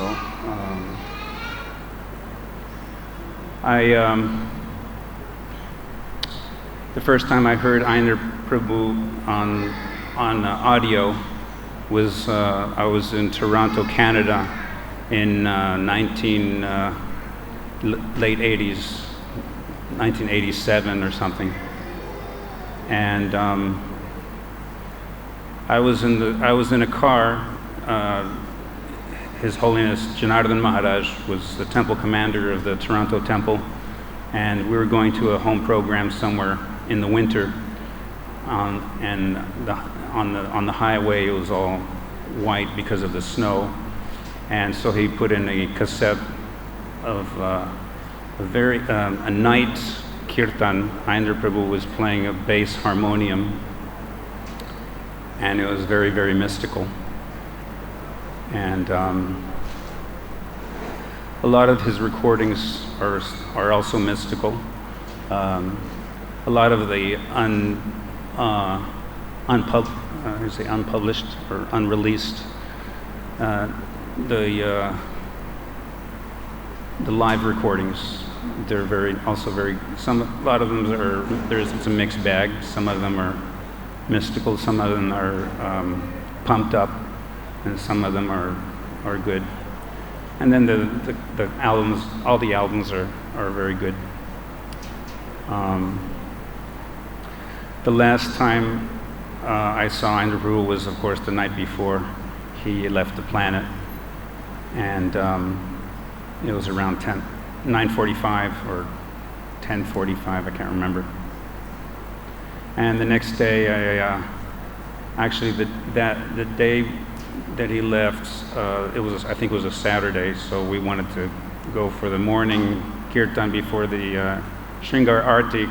Usually he would take that slot, and I missed going to that. So then the next day,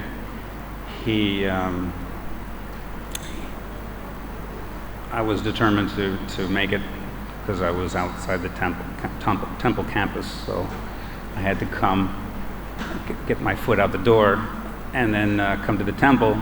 And so when I got here, I paid my obeisances, and then in front of Radheshyam, I was standing there, and then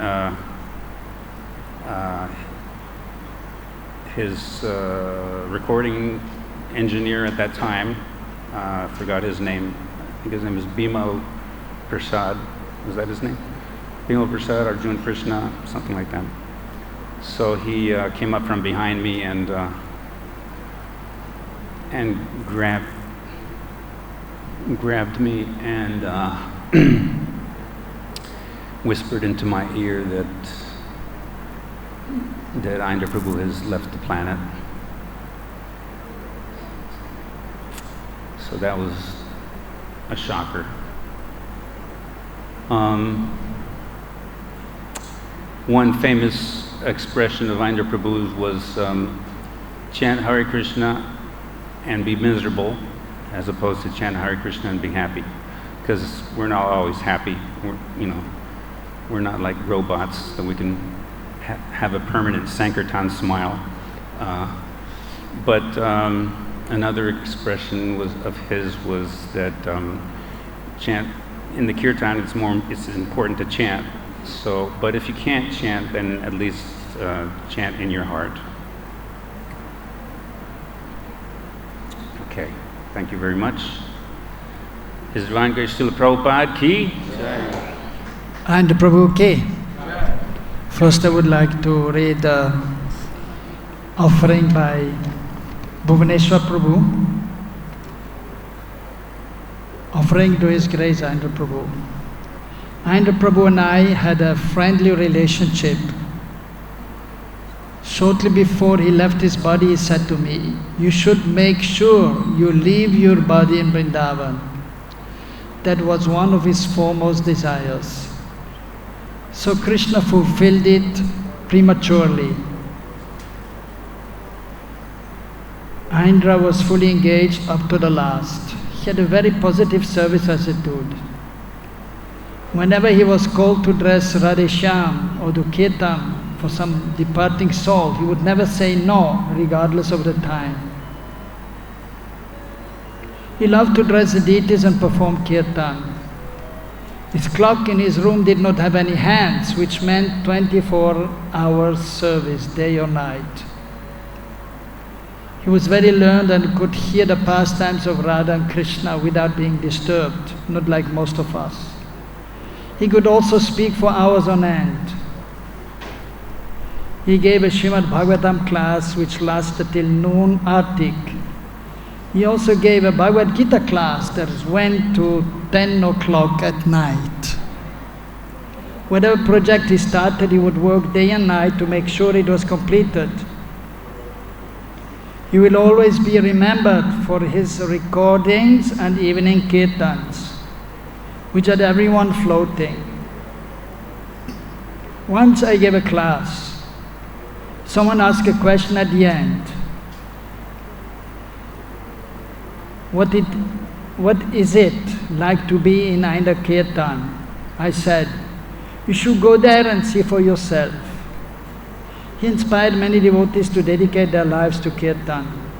So we should remember Aindra Prabhu for his dedication to Srila Prabhupada and ISKCON.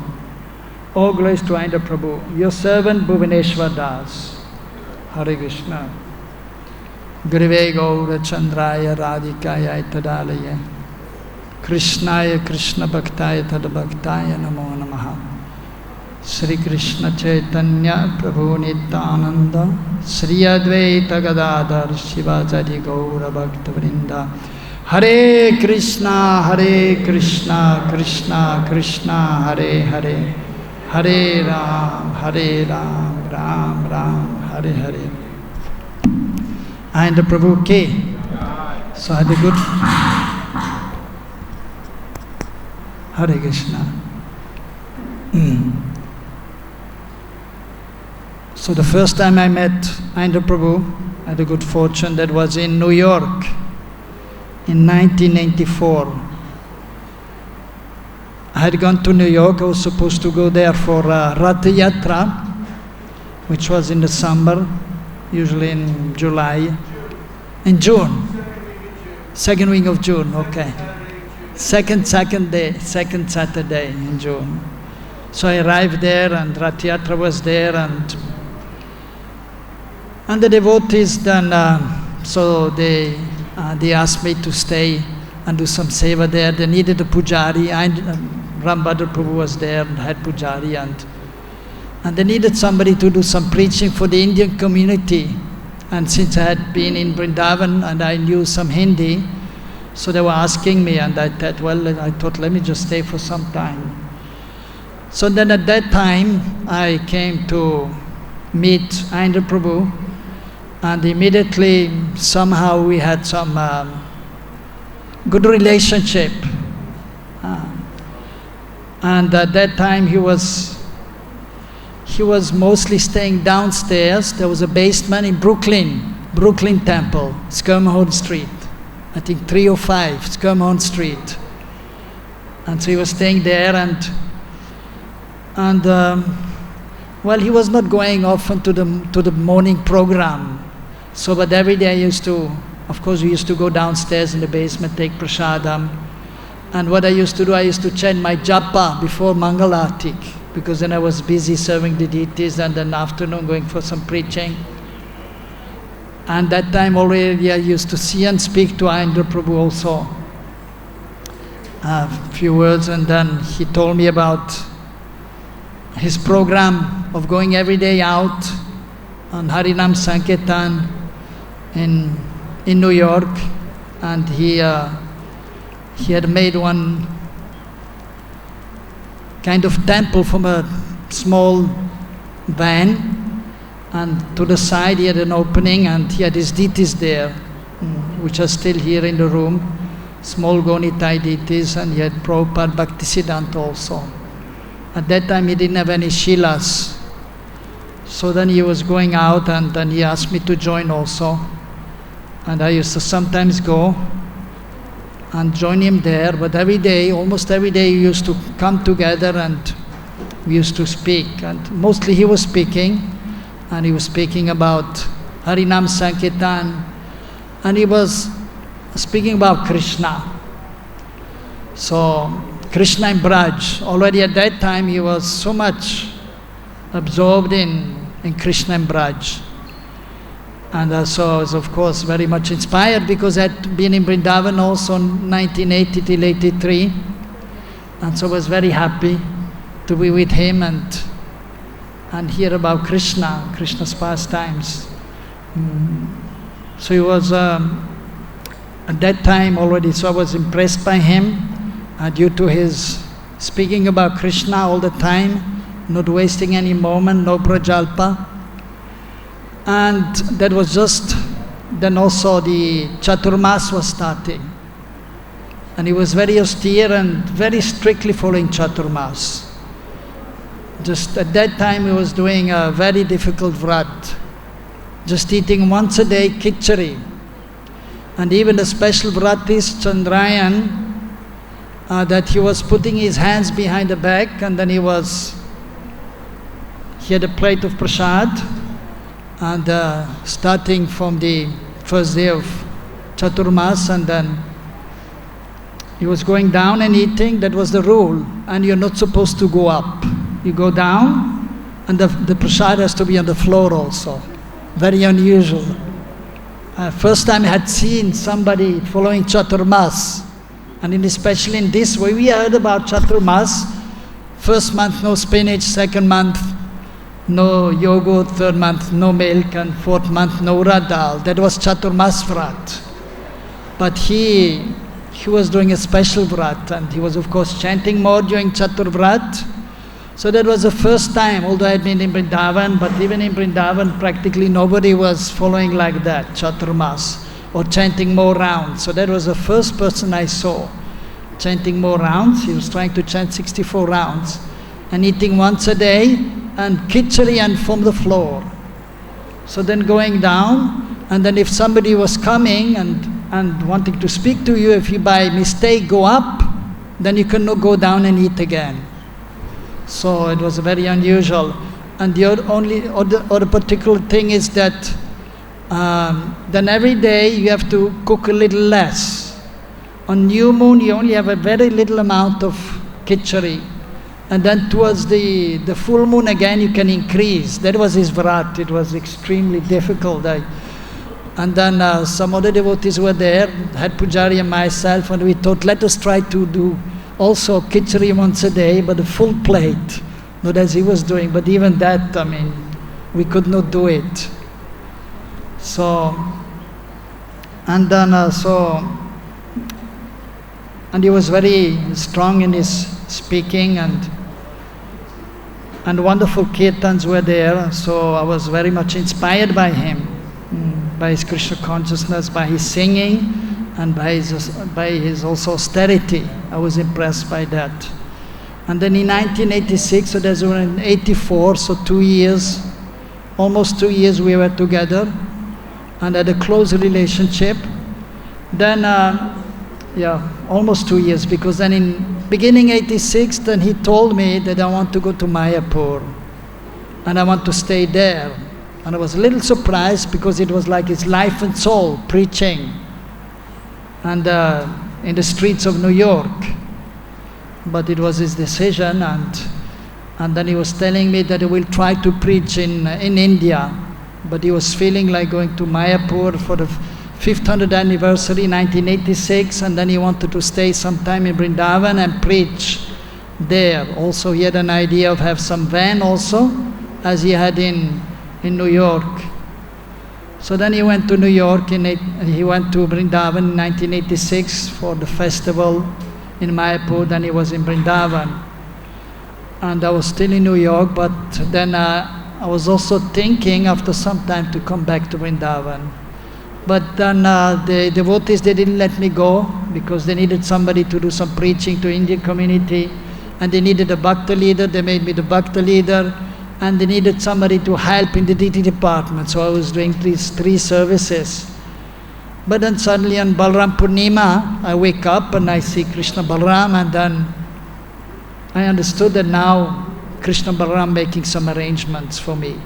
And shortly after that, everyone agreed to let me go, and then I was able to come to Vrindavan, and then again I met Aindra Prabhu, and we continued our wonderful relationship in 87. So, first, so he wanted to study the preaching, and he was trying to collect money for a van, but he was not successful. And then he had heard that Prabhupada wanted 24-hour kirtan here in Brindavan, which in the beginning, after Prabhupada had established the temple and the deities, they were doing 24-hour kirtan, but only for a short while. And then there was nobody there to continue. And after that, even when I came first year, 1980 till 83, there was kirtan only doing the artik. Other times they were playing tapes of Prabhupada chanting, Krishna meditation. Beautiful tape, of course, also. No, but very beautiful. It is running the whole day. Yeah, and but so he was very eager to, as he had heard that Prabhupada wanted 24-hour kirtan. So then he decided to start, and that was in 86. 86 or 87? 87 maybe, huh? I think 87. Yeah, 87 when I was here, and then that was on Vijay Dashami, the day when Ramchandra killed the wicked Ravana. So his mood was that we should start the kirtan and destroy the wicked people of the age of Kali, and the wicked mentality, Ravana mentality of enjoying in this material world. And so in the beginning there were hardly any devotees with him. Therefore many times he was like 8 or 10 hours he was doing himself kirtan. And especially night time, nobody wanted to do kirtan. And many times he was alone, and night time, like from 10 o'clock till 1 o'clock, 2 o'clock, 3 o'clock, just alone and with the harmonium, chanting Hare Krishna, nobody else there. But then finally, after a few years, then he had some devotees also joining him. Yeah, so another speciality about him was he was expert in dressing the deities, also revolutionary. And I've been in many temples, and there's always one kind of dressing style which is quite straight and nice and beautiful. And but then his style was looking very natural, because if you see the chadars are straight, and even Krishna's turban is a kind of straight, which is like Vaikuntha Bhav, as he was saying. Whereas when he was dressing the deities, traditionally also, when Krishna's mukut is in two sides, one side is bigger than the other side. It is never the same, it is never straight. Even sometimes the crown is going up, but then it is going towards Srimati Radharani, like a crescent shape. And then usually as a peacock feather going towards Srimati Radharani's side. So he was knowledgeable in the scriptures because he had seen the temples here, and he had gone to the people who were making the mukuts. So he learned actually how Krishna's turban is looking, how Krishna's mukut is looking, and he was introducing that. And of course some crowns were already there because we were buying, but then he introduced the style and perfecting it. And especially the dressing, you can see nowadays also the chadars are not straight, but they're hanging a little curved and in a natural way, so it is looking like Krishna is just going to dance, or is dancing, and Srimati Radharani also. And because of his love also, because usually you can see when the deities are dressed, even you can see photos, the deities, of course Krishna is completely independent, but still according to the mood of the devotees that will reflect on the deities also. Therefore you can see when you see the deities in South America, and the deities sometimes they almost have a look like South American. You could Japan, they look a little bit Japanese somehow. But when he was dressing the deities, actually Shama Sundar and Srimati Radharani were completely present there. And therefore they were so attractive, therefore devotees were so attracted when he was dressing the deities. And he taught me also, he taught the other devotees, and those who were a little intelligent, they could pick up. And then actually all over the world, and then they also picked it up, his mood of, and his style of dressing. Even one time they asked him to come to Mayapur and give a seminar on deity worship, and especially how to dress the deities. He was doing puja also to his deities, but his puja was, of course, he knew also the basic upachars, the process, but in a simple way. But his was more the dressing in a certain style, with a certain mood, with a proper mood and bhav. And similarly, of course, why he was attractive in his chanting, because he was chanting purely, and because he was remembering Radha and Krishna. So then Krishna is present there, and when Krishna is present, Krishna is all attractive, and therefore his kirtan was so attractive. And one time the first, so to say, Vyasa Puja of Indra Prabhu, when he allowed the devotees to observe his appearance day, which is in March, what is it, I think Vakreshwar Pandit's appearance day. Now is this appearance day today? No, or is it, no, Vasu Ghosh's appearance, I think. Another Kirtaniya, he left and he appeared on the day when one of the associates of the Lord appeared, and Vasudev, no, but maybe Vasudev or Govinda Ghosh, one of the Ghosh. And he disappeared, one of the great Kirtaniyas left, Vakreshwar Pandit. He was the greatest Kirtaniya, dancing and chanting for 72 hours. And he left on that day. Or Hira Panchami, it was night time actually, the Titi were there, both of them. Hira Panchami, and then many times the Titis together. And then Vakreshwar, his appearance day. So he appeared on the appearance day of a great Vaishnav, a great Kirtaniya, and he disappeared on the disappearance day of a great Kirtaniya. So So the first Vyas Puja celebration was there. There was one devotee, Giridhari, now he's in Radhakund, a kind of, doing his bhajan there. He has his family there, sweet devotee. And so he had his house there. So he made it with his own hands, and of course some help was there. And so beautiful place, so the devotees were invited there. And he was doing kirtan there. And I had just come, and then the kirtan was tumultuous kirtan there. And I was just entering the room, and I was just sitting down, and I didn't take part yet in the chanting and hearing. I had my japamala, but then very strong he was singing. And then actually I was seeing of course by good fortune, by his mercy, Krishna was present there.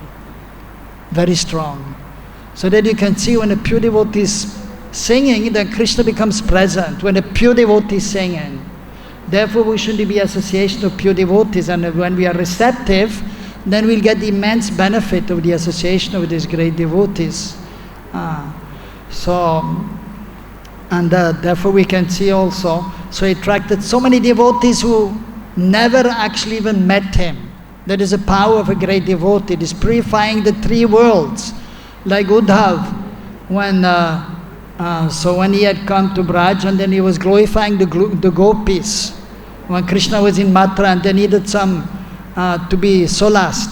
So then he was glorifying the Brijbasis, Nanda Bhavi Yashoda, and especially the gopis, Vandena Davaraja Strinam Padare Maravishnusa Yasam Kati Harod Kitan Punati Bhuvanatrayam.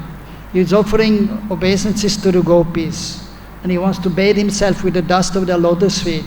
And when the gopis are glorifying Krishna, that is purifying the three worlds. So he was chanting the holy names, and it has such an effect. And therefore then also his kirtans, they were distributed all over the world.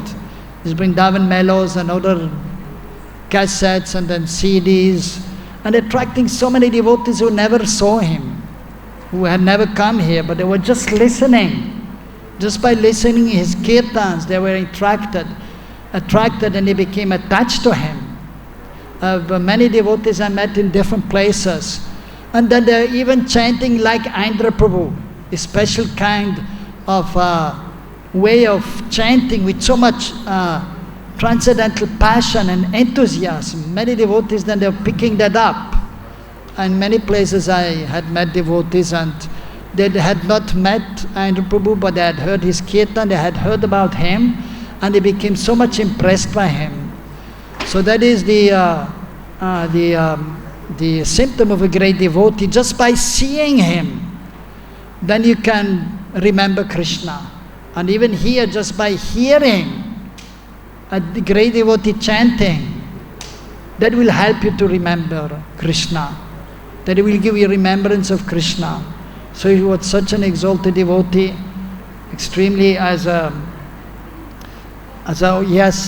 we have heard, and that he wanted to take sannyas, but they didn't allow him, and so many reasons were there. They thought he's too extravagant, and I mean sannyasi should be austere, so that was not a shortcoming. And actually many sannyasis they should have learned from him how to be austere.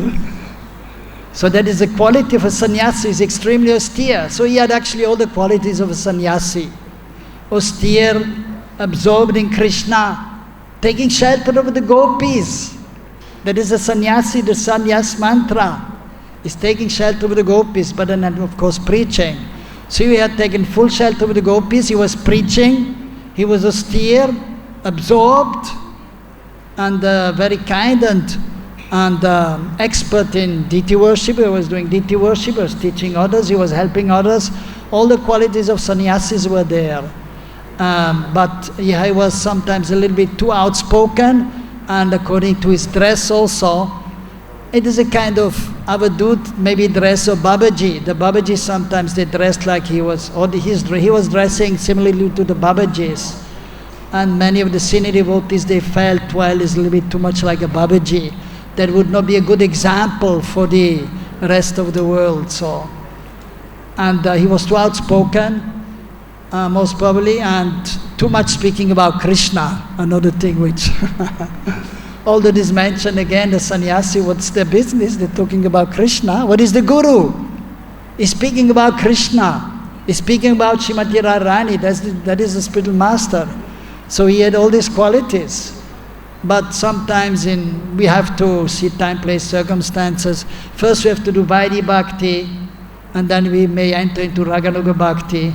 And he was completely absorbed in Raganuga Bhakti, and his Vaidhi Bhakti was, it was there, but not easy to understand. Only those who knew him closely, they could understand his Vaidhi Bhakti, how he was doing.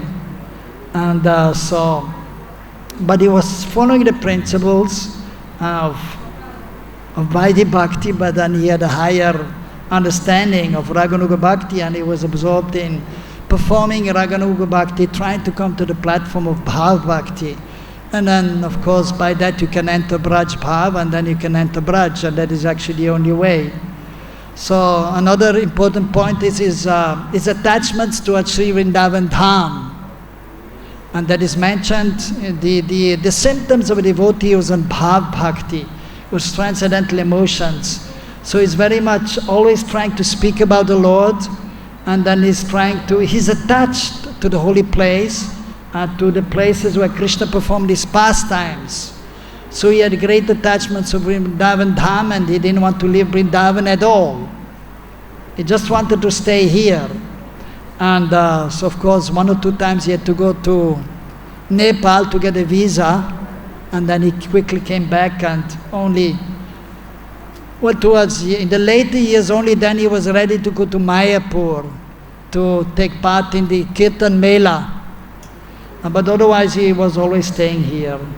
If somebody was inviting him to Delhi or any other place for Kirtan, he wanted them to come here and join the Kirtan here.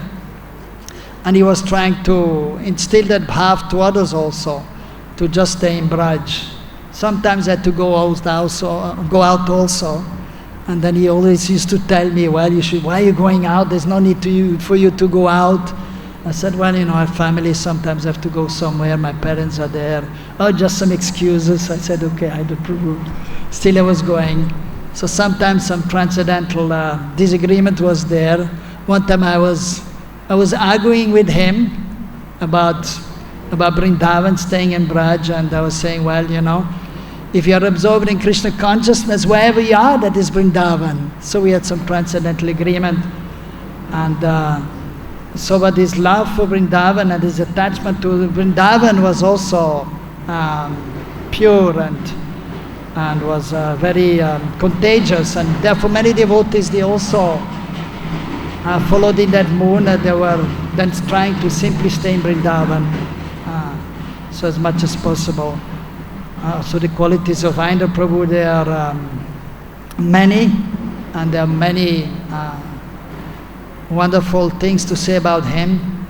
And of course today is the 10th year of his disappearance, so it was a great shock for all the devotees who knew him, who were close to him. Myself also, we had such a wonderful relationship. So actually when I came back from America to Brindavan, it was just before Radhashtami. At that time he started dressing the deities, because the devotees, some pujaris, they were against the head pujari at that time. He was on strike, the pujaris, and then they asked Aindra Prabhu. And then some Matajis were also dressing for 2 days. And then he dressed the deities for 8 months. But then after 8 months, then he was dressing the deities in a special way with bhav. I like to remember that pastime and relate to others also. And then we opened the curtain. I was there also. It was 1990. I was serving in the Gurukul as teacher. And then so we were going for darshan, and we take darshan, go Nitya Krishna Balaram, and then Radhisham, and Aindra Prabhu was there, and looking if the devotees were coming to Radhisham's altar. And he had a big smile. I was wondering, he has a big smile. Something special will be there today. And he opened the curtain and Jai Radhesham. And then devotees, where is Krishna's flute? Usually Krishna is playing the flute, and the head pujari usually has to tell the pujaris and make sure the flute is there, and the peacock feather.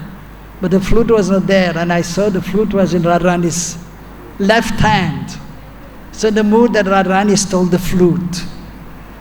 So and then the senior devotees, they didn't like that. They said, no, this is not proper, you should not do that. They chastised him. They told the head pujari, if you do this again, he should not be allowed on the altar. And he was so disappointed. The next day he dressed them very simple, not hanging the cloth, just the cloth hanging down, one small garland, one small necklace. And then after darshan, then I asked him, what's happening? I said, I'm just not into it anymore. These senior people, they don't have the bhav, how to worship the deities. Then he said, because he knew me from New York, I was dressing the deities. And he said, why don't you take over and serve Radhesham? I said, sounds good, because I was with the kids, trying to be with the small kids, 7, 8 years, an ashram teacher. Was not an easy job. So I thought, well, that sounds a little better, serving the deities. And then I became pujari. And then 2 years later, 92, I became head pujari. And then I was serving the deities day and night, dressing Radhesham. But then sometimes I had to dress Krishna Balaram. And then I thought, well, now it's already 3 or 4 years since Aindra didn't come on the altar, so I should invite him back on the altar. And I said, well, it's 4 years he didn't come on the altar, please come and dress Radhesham again on Sunday. And he said, okay, then he was dressing on Sunday. And then every festival day we used to dress together. I used to dress Radharani and he used to dress Shyama Sundar till he left.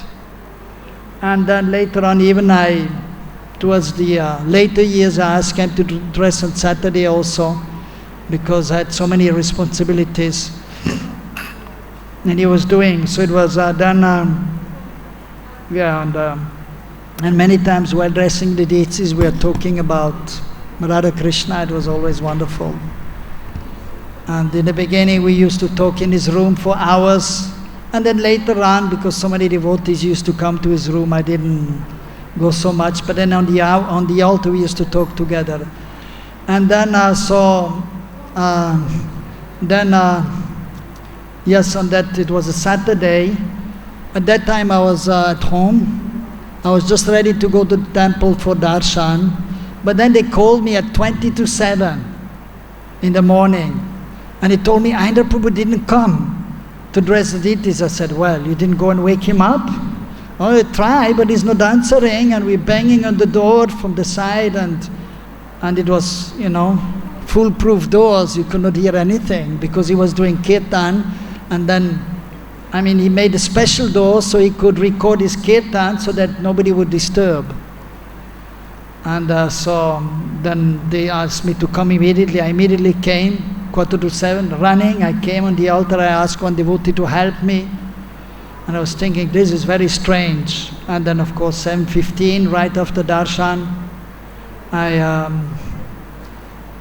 after greeting of the deities, then I was immediately going towards Aindra Prabhu's room. And I was going then, Adhikeshav Prabhu had just come down and he told me, come quickly. I said, what happened? Aindra Prabhu left his body. And then I went upstairs and everyone was shocked, and then we had to, It was very sad, but then what to do?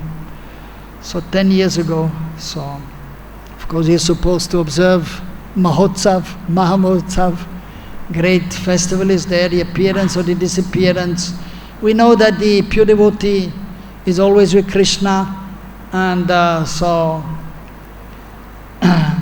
he comes in this world for helping Krishna in his pastimes of preaching, and then he leaves this world to go to some other place or join the Lord's pastime, so there is never any loss.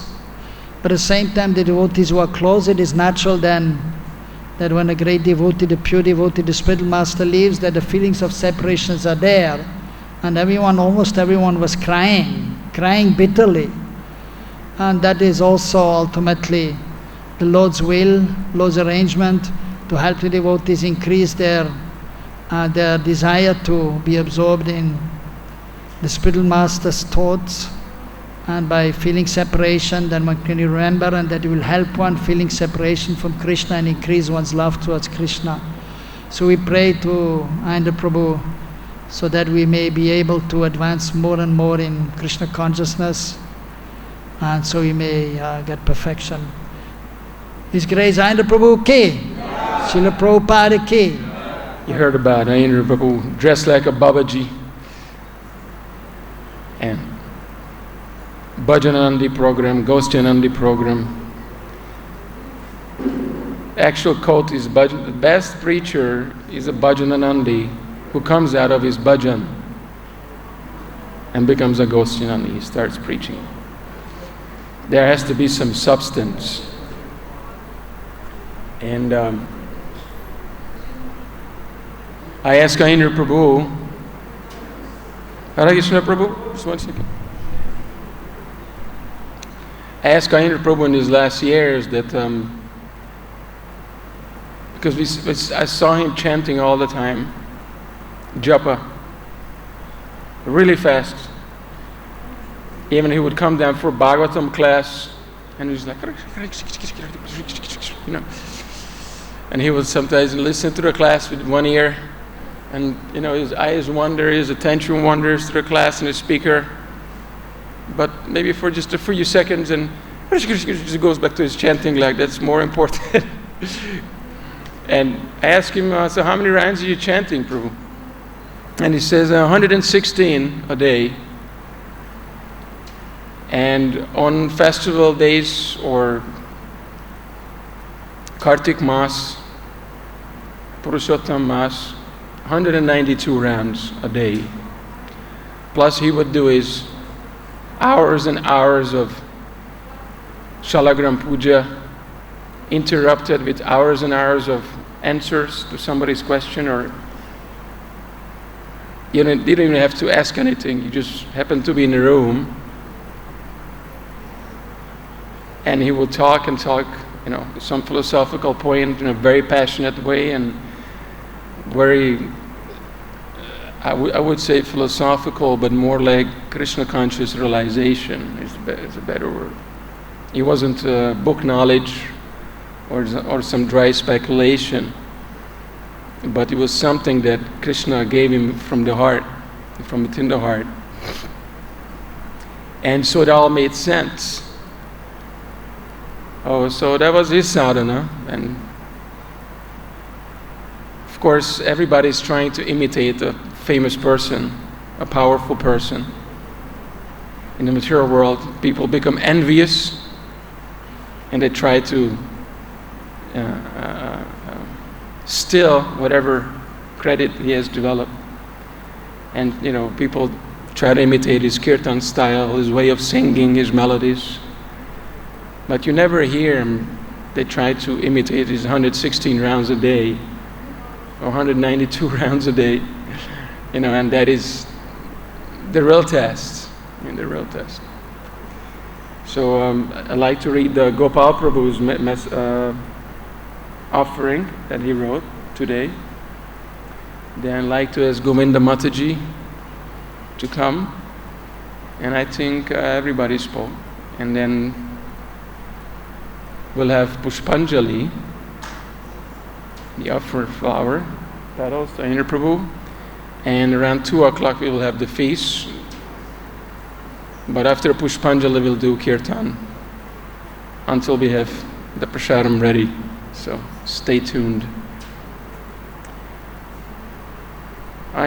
Gopal Prabhu was formerly with Aindra. I don't know exactly what year he came. Early 2000, I believe. And Aindra Prabhu liked him very much. You know, he had a very intelligent person. And he loved Aindra very much, so later on he was in charge of the 24-hour department for some years. Now he's in London, taking care of his daughter. So here it is. Dear Sripad Aindra Prabhu, Please accept my dandavats at your service to the propagation of the Yuga Dharma Harinam Sankirtan as the express will of Srila Prabhupada to have 24 hours kirtan non-stop in Krishna Balaram Mandir. Please accept my apologies for not being personally present today. I had a flight bought and confirmed in January. However, the airline is not available to fly due to government restrictions. I know I could have tried harder to get back home. Today, the 27th of June 2020 marks many special events. In Jagannath Puri, on this day, Lakshmi Devi is carried to Gundicha, Vrindavan, to see Lord Krishna, and she is not allowed in. Today is also the day that Bhakti Tirtha Swami left his body according to the actual day. Dear Aindra Prabhu, I am not going to try to make an offering as I have mixed feelings about your departure, and I feel even though it's been 10 years since your departure, it is still like yesterday for me. Vrindavan will never be the same for me without your kirtan resounding. I am forever in gratitude for all your love and guidance to engage me somehow in the service of Lord Krishna in Vrindavan. I thank you for telling me how to break it down, how not to speed up, to mock how to bring the funk and groove, how to stay on the line, how not to lose it, while all the time staying in time by chanting as purely from the heart as possible. Thank you for allowing me to somehow be assisting on your visits to Sridham Mayapur. Somebody said he attended the Sridham Mayapur Kirtan Mela. Actually, Aindra Prabhu started. And Panchatattva was installed, and they invited Aindra Prabhu to participate in the Abhishek Kirtan. That was the first time. Because Aindra Prabhu took Kshetra Sannyas. He would not leave Vrindavan.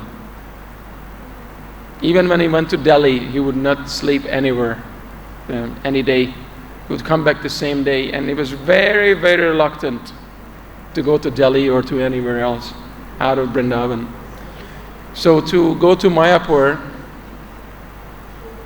for him was same as to be in Vrindavan, because Mayapur and Vrindavan are non-different. So he agreed to do that. And after the first Kirtan program there, they invited him back. And that was the big attraction. You know, Aindra Prabhu is coming from Vrindavan, and the devotees were looking forward to it. And it was during the festival time, Gaur Purnima. And it became a thing. Every year, Kirtan Mela. And after his departure, it's still going on. But like Gopal Prabhu says here, Vrindavan is not the same without Aindra Prabhu anymore. We could say the same thing for the Kirtan Mela in Mayapur.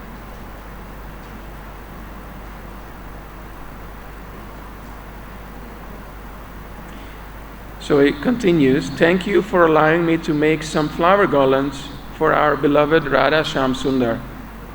Thank you for showing me how to clean the devotees' bathrooms, sinks, and ashrams' rooms.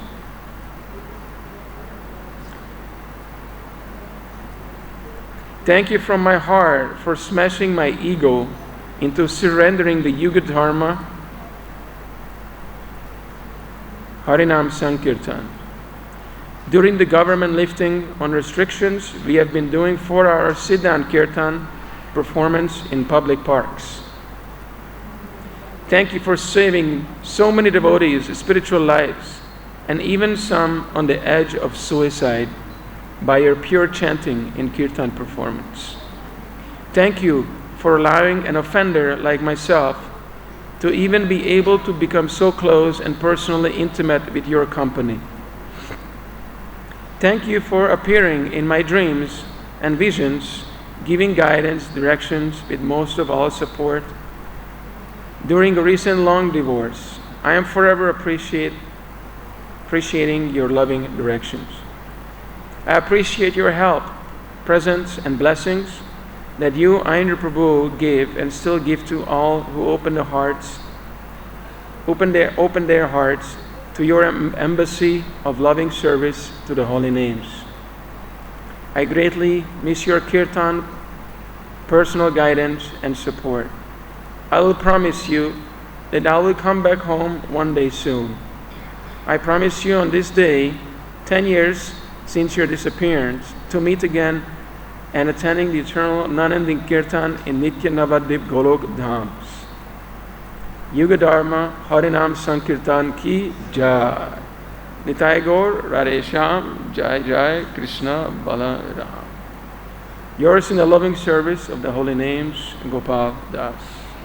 Gopal Prabhu ki Jai. Aindra Prabhu ki Jai. Govinda Mataji, would you like to come?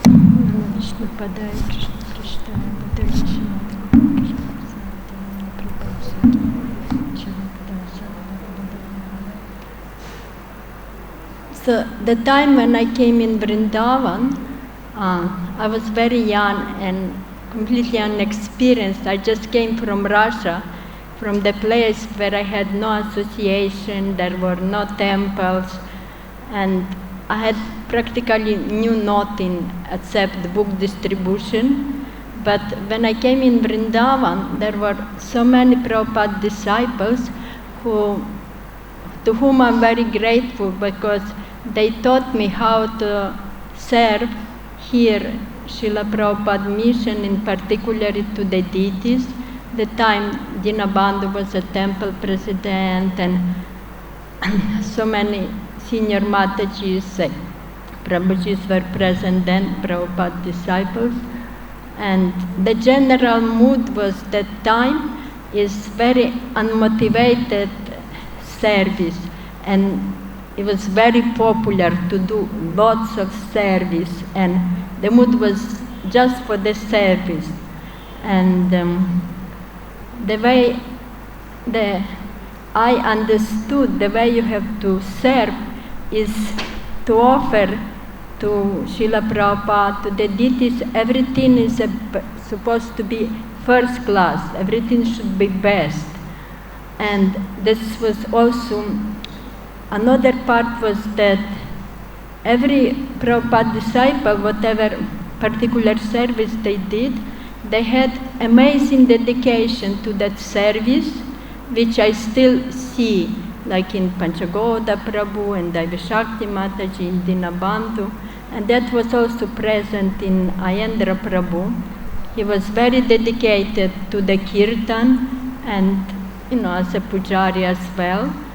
And I didn't get so much relationship through the kirtan, but because I was engaged in the deity service, specifically making garland, and he was dressing the deities.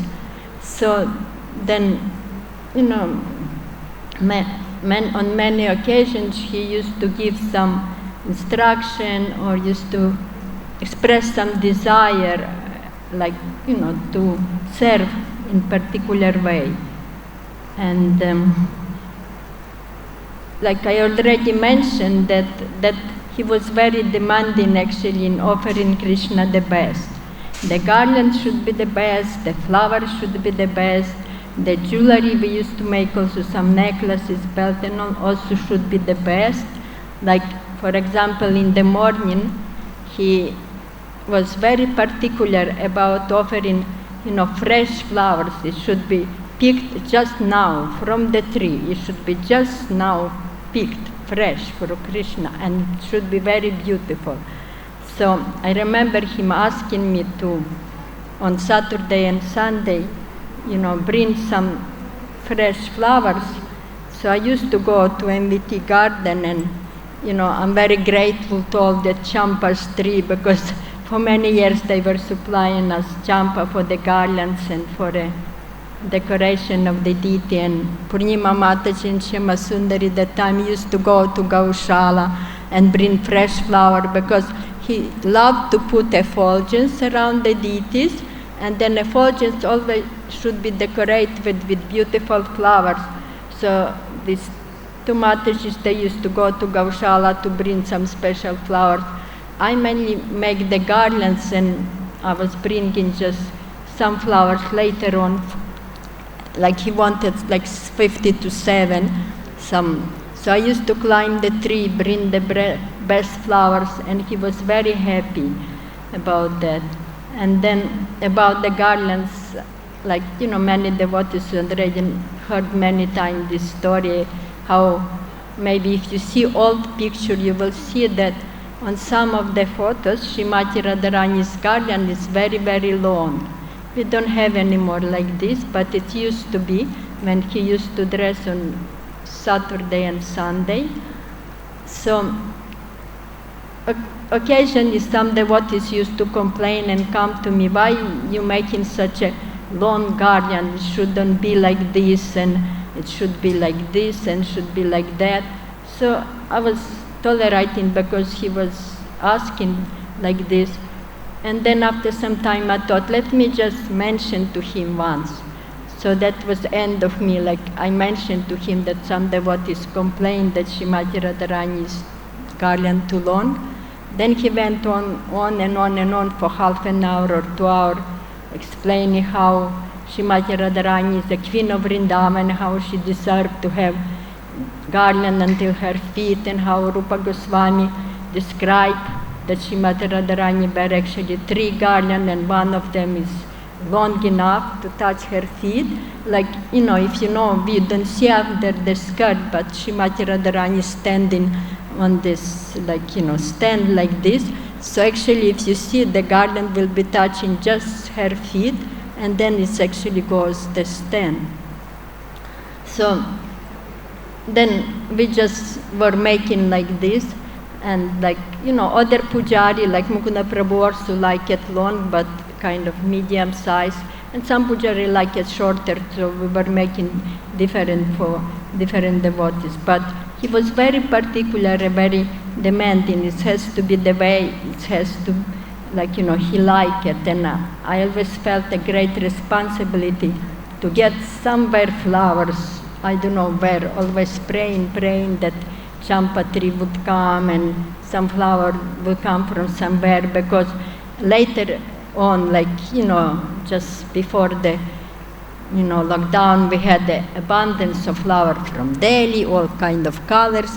But in those days, we just had broken roses and genda, and of course in this season, we had lots of bella. So it was quite difficult to manage, so we had to make so much endeavors, but it was so wonderful because he had that enchanting mood that you like it, actually, to bring these best flowers and make something best. And this kind of mood of pleasing Krishna, it was just so always amazing to notice. And for me it was great. He was a great teacher, this is how you have to serve Krishna. And another part I wanted to mention, somehow it comes in my heart today, the part that maybe Vaishnava Maharaj pointed out the most, that he was very caring person. And I grew up in this surrounding that Srila Prabhupada disciples were very caring and very sheltering, always giving lots of explanation and instruction how you have to serve. So Aindra Prabhu like this, he was very caring. I always saw how he used to take care of his boys so nicely, spending so much time with them, never looking at what he has to do, but for whatever is needed. So in spite of that I was not a part of his ashram, he used to sometimes come to the garlands, and if he would hear some problem was there or what, he would come and ask, so Mataji, if there is any problem, you need any help, let me know. And lately, when just some time before leaving his body, he spoke to me several times, asking me if I need anything, and how my practical situation and how's my son and how's my husband. Like, he was very, very caring. I was actually very taken aback. Of course, I had no idea that he was going to leave very soon, but he had that mood, for what I'm just very grateful, and it's a big loss for me, because it's not just a loss of a person with whom I was doing service, but it's somebody who loved and cared about you, and whom we love and care about. But, you know, Krishna's mercy, we have the philosophy that helps somehow accept that big loss maybe for us here, but it's a big gain for him to do his service in the spiritual world. And I'm always very grateful to him for engaging my son in kirtan. Like, we don't have often so much facilities for the young generation, and I'm very grateful that Indra Prabhu somehow was able to extend himself to such a degree that now, even he's not present here, by the mercy of Krishna and by the desire of these boys, somehow they all appear here. When he left, I was just in such a shock. I was just thinking, you know, what is going to happen to kirtan party? Who is going to do, you know, the kirtan? Who is going to sustain everything? But somehow or another, I don't know from where all these boys came. And I remember when my son used to go for kirtan, and I used to ask him, what are you doing there? Like, you know, how you assist Indra Prabhu?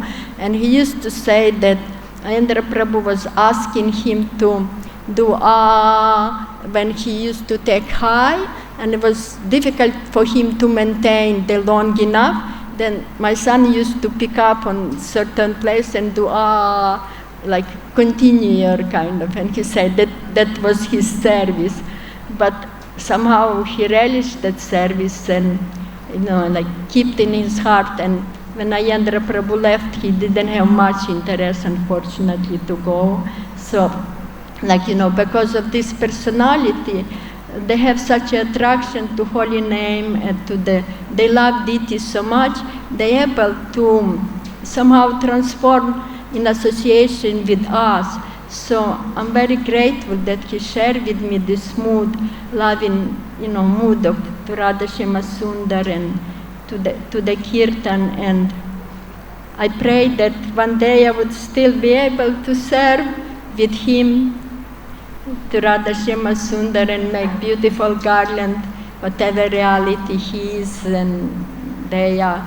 So I'm just very grateful for all the association he gave to me, and love and care. And I hope we meet again sometime in future. Hare Krishna.